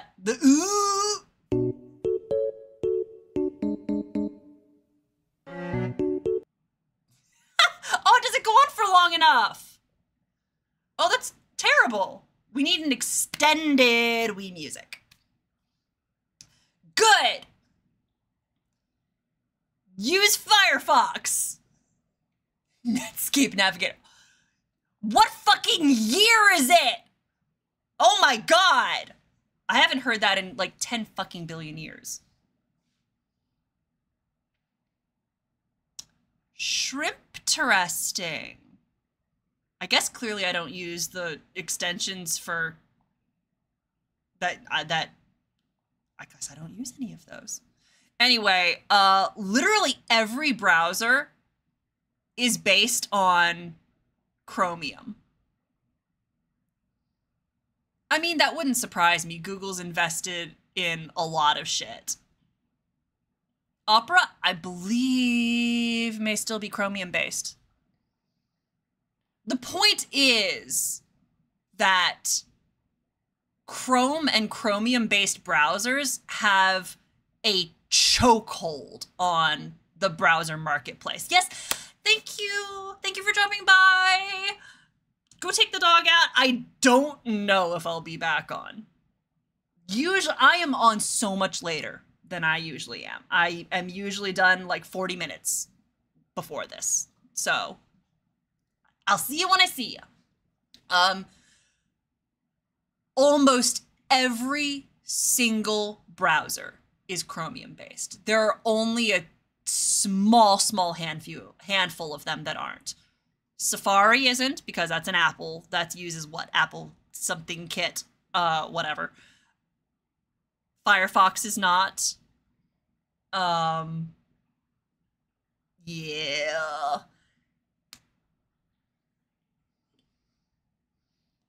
And it's just like Google is doing its best to choke out every single other browser basis. And I don't think that's great. That's also true. That is true. So that's better. But I still don't love giving Chromium even that much of a foothold. Like, it has taken over so much that I'm like, no.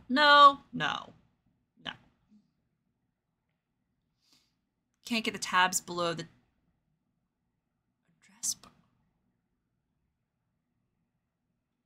The tabs below the... Like, the tabs go below this? Huh? Oh, wait. Is that the way it is in Safari? I use DuckDuckGo for a lot of things. Hold, please.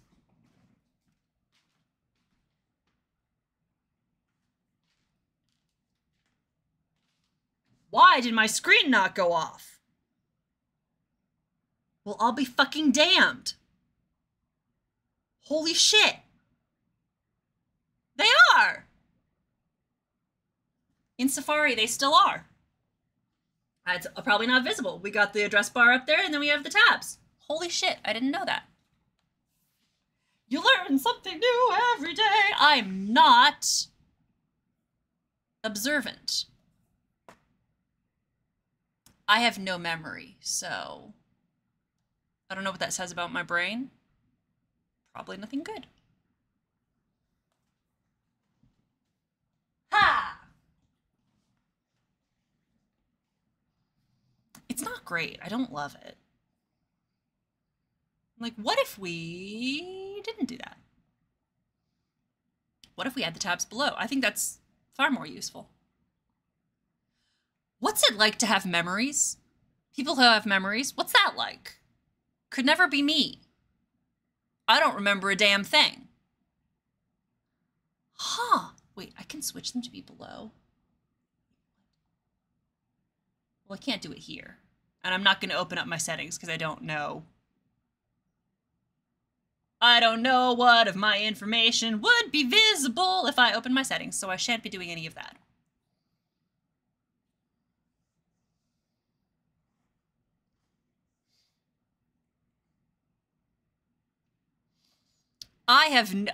My past is the empty void with one or two floating memories in it.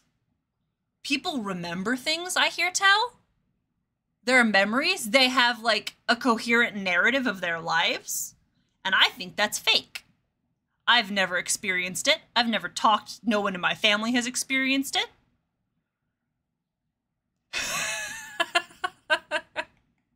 Oh, that's a mood. I need to learn my own lore. This is why I've started keeping a journal. It's like 2 weeks in at this point. But I started keeping a journal because I realized I have no memory. High school, exactly. Bruh, not even high school. College. Which, granted, is not that far off, but it feels closer. Presumably, I was also, like, more of an adult at that point with more of a developed brain. Nothing. Fly just flew into my face. Fuck you! I don't know if I got him. I did not.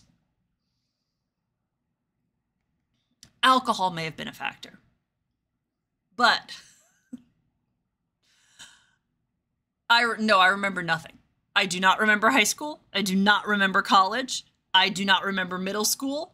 I do not, like, none of it. Memories do not exist. I have nothing. And so I'm like, what if I wrote shit down? Yeah. I've escaped dramatic trauma free. I'm not going to say there's no trauma, but I don't have any, like, big flagpole events that would stick out in my memory. What there is, if any, is probably, like, just low grade, just completely fading into the background noise of my life. Essentially. Yike.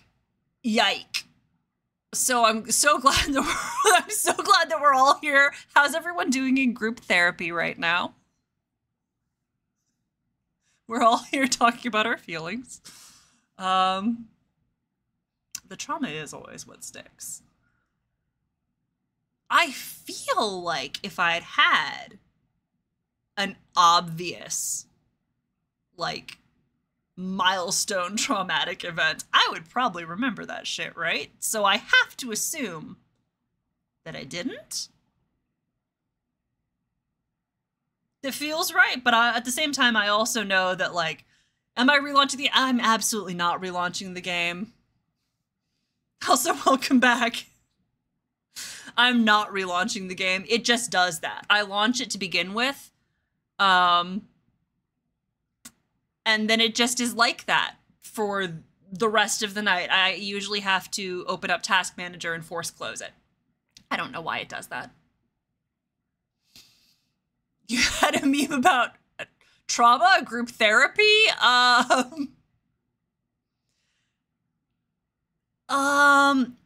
It wasn't easy. I had to really try. But I mean, the Frosty Mod Manager, the launching issues aside, the launching/closing issues aside, Frosty Mod Manager often works. It's broke once or twice. But luckily, I also don't use that many hugely impacting mods. I have obviously these ones here that like give a selection of the companions higher texture, higher res textures.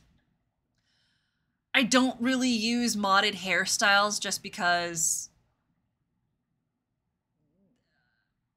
back in the day before Frosty came in, before the mod manager came in, they would constantly crash the game, especially in the cutscene going to Skyhold, and then anytime you tried to launch the Black Emporium. Absolutely immediate crash to desktop. So I don't use a lot of visual mods now. I have the ones that are really, really important are the ones that cut down the time between party banters, the ones that let me buy companion approval if I need to, and the one that makes the war table missions complete instantly. My brain recording my cringe memories. That feels right. Feels right. Feels organic. Yeah, what must memories be like? Could never be me. But anyway, I don't use that many mods. Oh wait, I tell a lie. I also have the ones that let you in Redcliffe. It adds certain shops that let you buy crafting materials. Was anyone affected by the AO? I had like 15 tabs open. Was I affected? Yes, I was deeply affected by the AO3 outage. Yeah. It was rough. It was bad. Luckily, yeah, we're all fanfic reading nerds here. I had like 15 Scum Villain fic tabs open.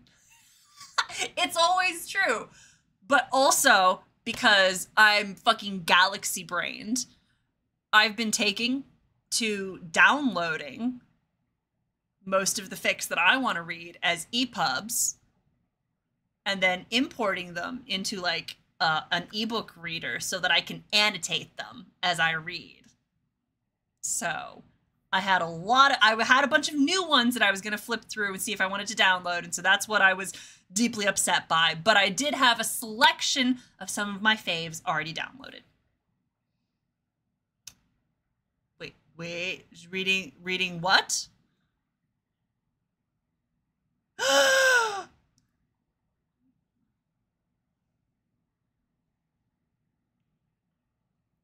Oh my god. Heaven Official's blessing. Yes. Tell her to read Scum Villain. Tell her to read Scum Villain. Oh, good. Oh, good. Thank God. So, I mean, whenever you're looking for something to read, you just read Scum Villain again. Right? Just read Scum Villain again. It's the only book anyone ever needs to read. Heaven Officials, yeah, wait, hold up. share the secret of, I mean, it's good. Listen. It's quite good. Grandmaster of Demonic Cultivation, Mo Dao Zusher. It's so good. The politics of it alone are, it's more well.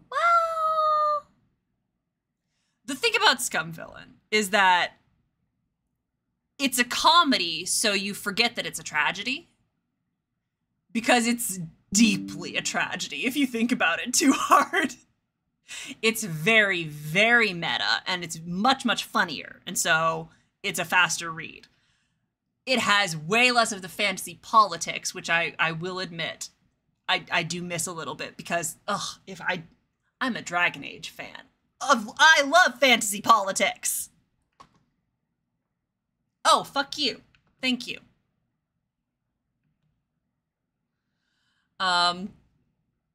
Heaven Official's Blessing, I'm gonna need to go back and reread again because I've only read it once.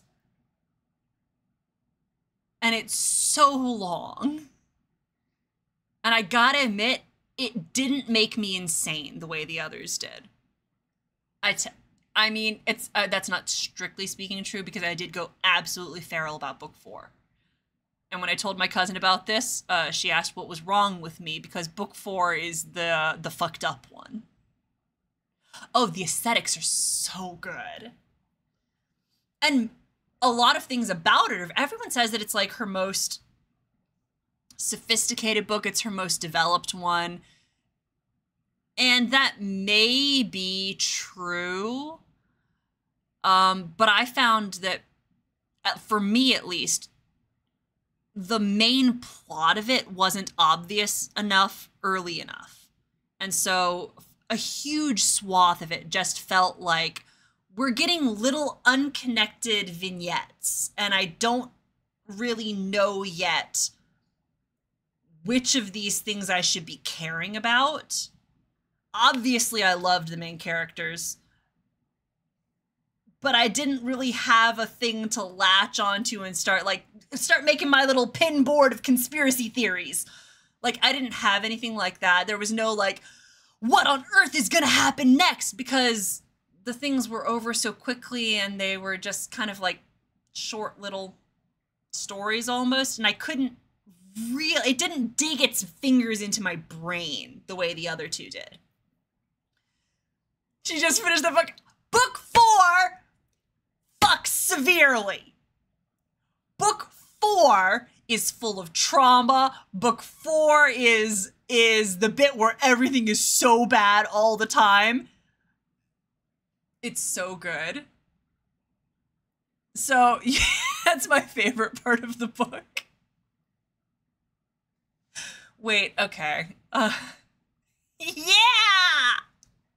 Yeah! It's really great. So, how much... Oh, I guess you're probably getting it through her, so you don't know the ending yet. I have a picture. I did draw fan art for this. I did draw fan art for Heaven Official's Blessing.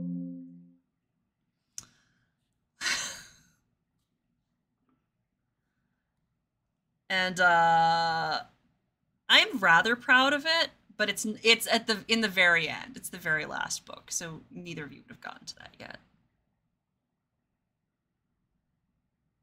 Anyway.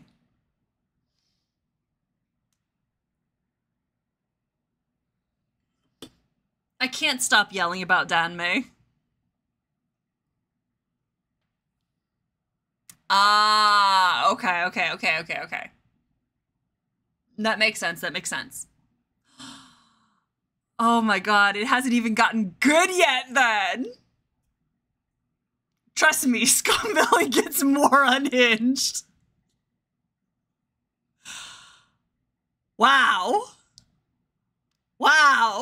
They're insane. I have not watched the anime yet. Or, I'm sorry, I have not watched the donghua. Anime is Japanese. So it's the donghua. If season 2 of the Scum Villain donghua would ever come out. No, Airplane's so good. Airplane is He's so shitty. I love him so much. It's Chinese. Airplane Bro is perfect. He's a terrible... Oh, is it also called Donghua in Korean? I don't know.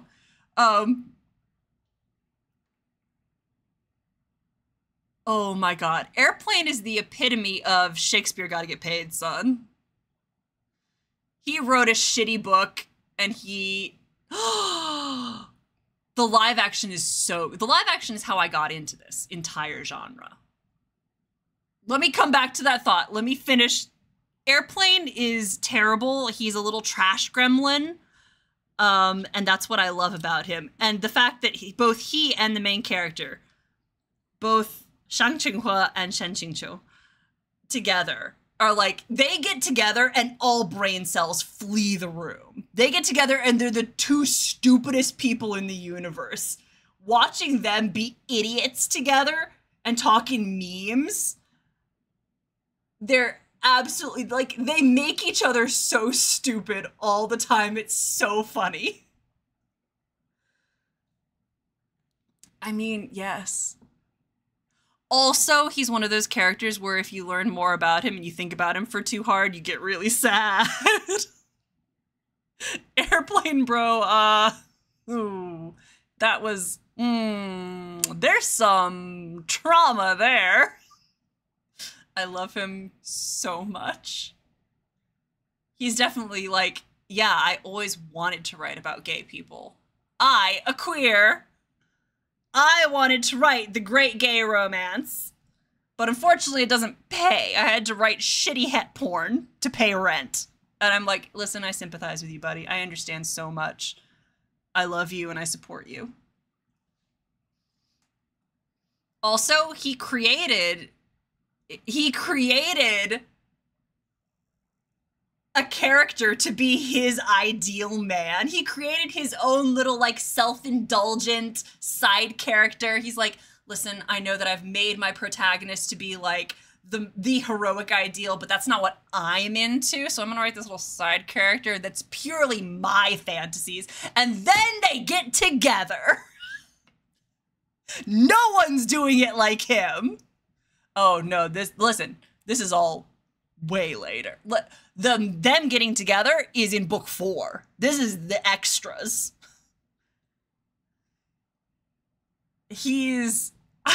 We're talking about gay Chinese novels, which everyone should be reading.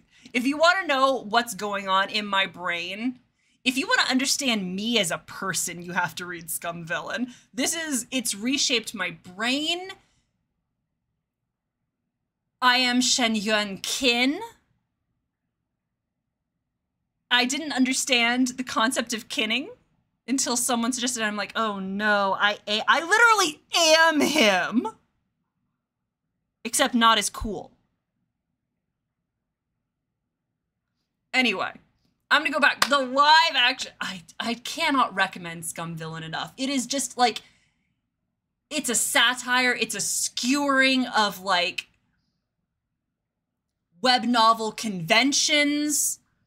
It is a deconstruction of toxic masculinity. It is about cycles of abuse. It is also a slapstick comedy about a terminally online Redditor who gets yeeted into a book and then marries his favorite character. But it's also deeply sad. I love Scum Villain, and it's my favorite book in the universe, and it explains just so much about me. Also, both Airplane and the main character... Airplane, whose entire pen name is Airplane Shooting Towards the Sky, which is a pun. It's a joke about jerking off. And then the main character, the point of view character, his online username was Peerless Cucumber, which is a dick joke. That's just, it's a big dick joke. So that kind of tells you what they're like. It's very, very funny. And only sometimes makes me cry. Anyway, going back to Demonic Cultivation, Grandmaster of Demonic Cultivation.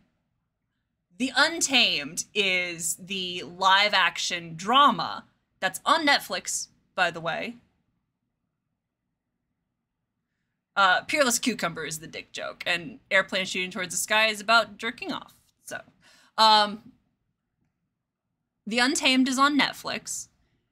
It broke me. I do think it's really, really good. I know that a lot of book fans don't like it. It's obviously, because it's a live-action drama made in mainland China, they can't actually show them getting together on screen.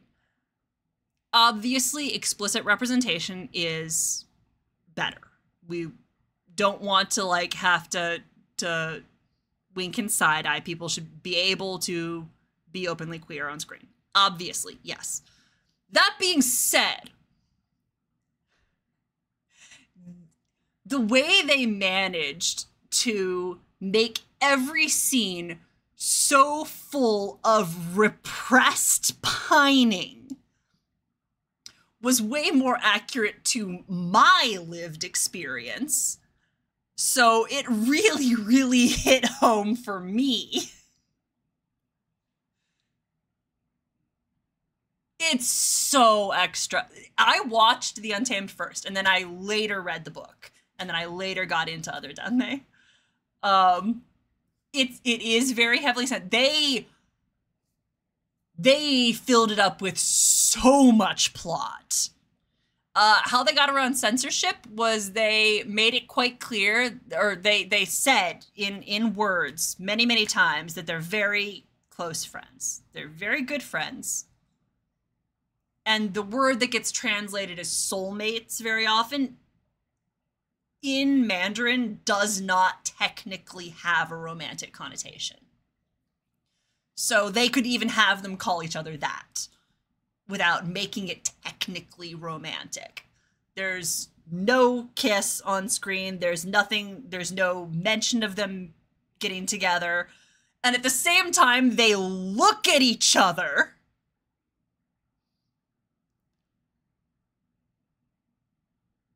And it's like, holy shit, you two. They did, but I don't know. I get, and also it's different things are able to get through different levels of censorship in different periods of time. Depending on what the climate is and who specifically is doing things at any given moment influences how stringently or how relaxed the censorship rules are enforced. So, I mean, and they're kind of strict, yes, but it's not uniform. Like right now, the enforcement has tightened up a whole lot. It kind of ebbs and flows how strictly things are enforced. At the point in time that this was released, it was at a point where things could be, something of that level could be released. A little bit further before, when Guardian came out, which is, listen, Guardian is not a good drama. It does live in my brain rent-free. If we're talking about shamelessness and how on earth things got past the censors, Guardian takes the fucking cake.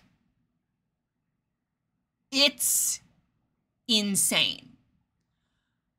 So, but it was produced and it was aired in one of the years when things were being enforced less stringently. And honestly, one of the things that it got in trouble for was for making the villain too sympathetic. Very much in the way of the Hays Code. One of the guidelines and one of the rules that things have to follow is kind of like the villain has to be clear cut. The morality of things has to be kind of clear cut, black and white. The villain has to be clearly villainous. The heroes can't do. It's one of the reasons also in the Untamed they toned down a lot of the things that Wei Wuxian does, because in the book, oh boy, wow, those are some atrocities that our hero is committing. And so they toned down a lot of that stuff in the drama because you can't actually show the main characters, the heroic characters, doing something that morally ambiguous. So one of the things that Guardian got in trouble for was making their villain too sympathetic. And he's deeply sympathetic. It's one of the things that I go feral about.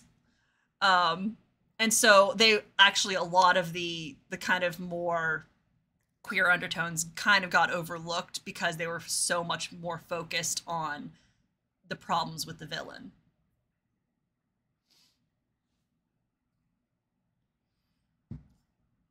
So all of this is to say, fuck you too.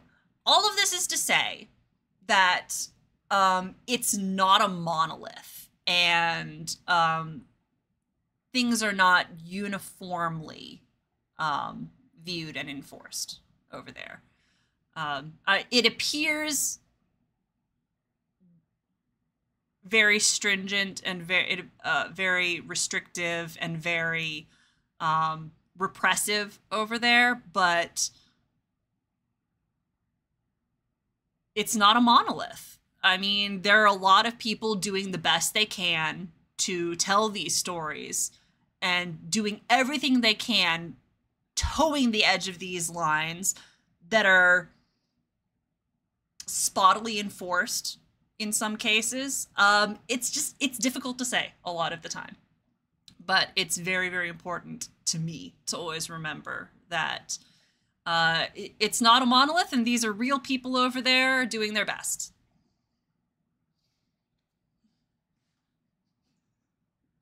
Anyway. Oh my god, it is almost 11. I gotta stop.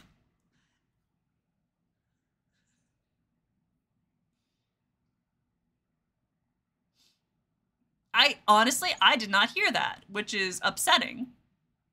Yeah. Well, thanks for coming to my TED Talk. I'll just say it. Right.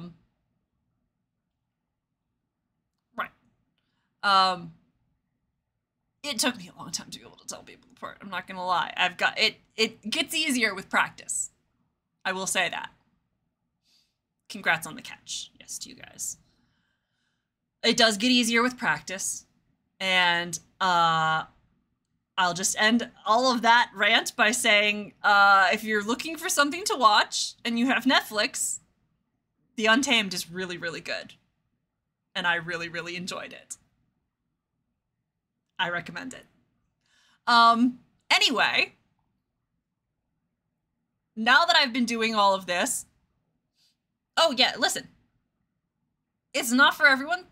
Everyone has their own, like, roadblocks to things, their own, you know, like, tastes. Like, listen, it's all good. It's all good. Don't even worry about it. But that being said, it's 10 to 11 right now, and I'm really hungry. So I am actually going to stop. I've been going for over an hour. Post-stream, or post-game. I've now been talking and ranting for more than an hour. And, I'm tired. A bitch is tired. Oh, no! No, you have to go to bed. You have to go to bed right now. Fuck. Let's raid really quickly. Wait. Let's get the text back in here. Go the fuck to sleep! Let's go raid Olivia. Oh no! Go to sleep. Go to sleep. Go to sleep. Go to sleep. We're gonna raid. We're gonna raid really, really quickly. We're gonna go raid Olivia playing Dead by Daylight. Dead by Daylight. Dead by Daylight. That one. Yes. Oh my god. Okay, thank you all. Thank you all. Thank you all. This is super, super fun. And honestly, it's clear that I've been having fun because I'm still here. I've been ranting for an hour. I'm thriving. I'm having a great time. Thank you for enabling me. Thank you for sitting and listening to what I have to say. That's why I'm here. Oh my God. Thank you all.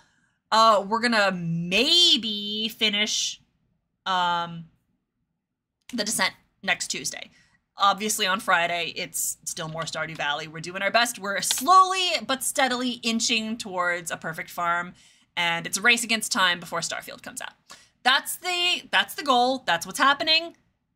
I'll see you all when I see you. I hope to see you on Friday, and if not, I'll see you when I see you. You are here to enable, and I thank you so much for it. Let's hold on, and we're gonna go raid Olivia. In the meantime, everyone, get up and stretch regularly. Stretch out your hamstrings. They're attached to your back. Don't fuck up your back. Go up and down the stairs whenever you can. Go get lots of rest. That was the first one. Go rest, especially you. And make sure to drink plenty of water, which I've clearly been doing because I gotta hit the bathroom again. Thank you. I love you all so much, and I will see you all later. Good night.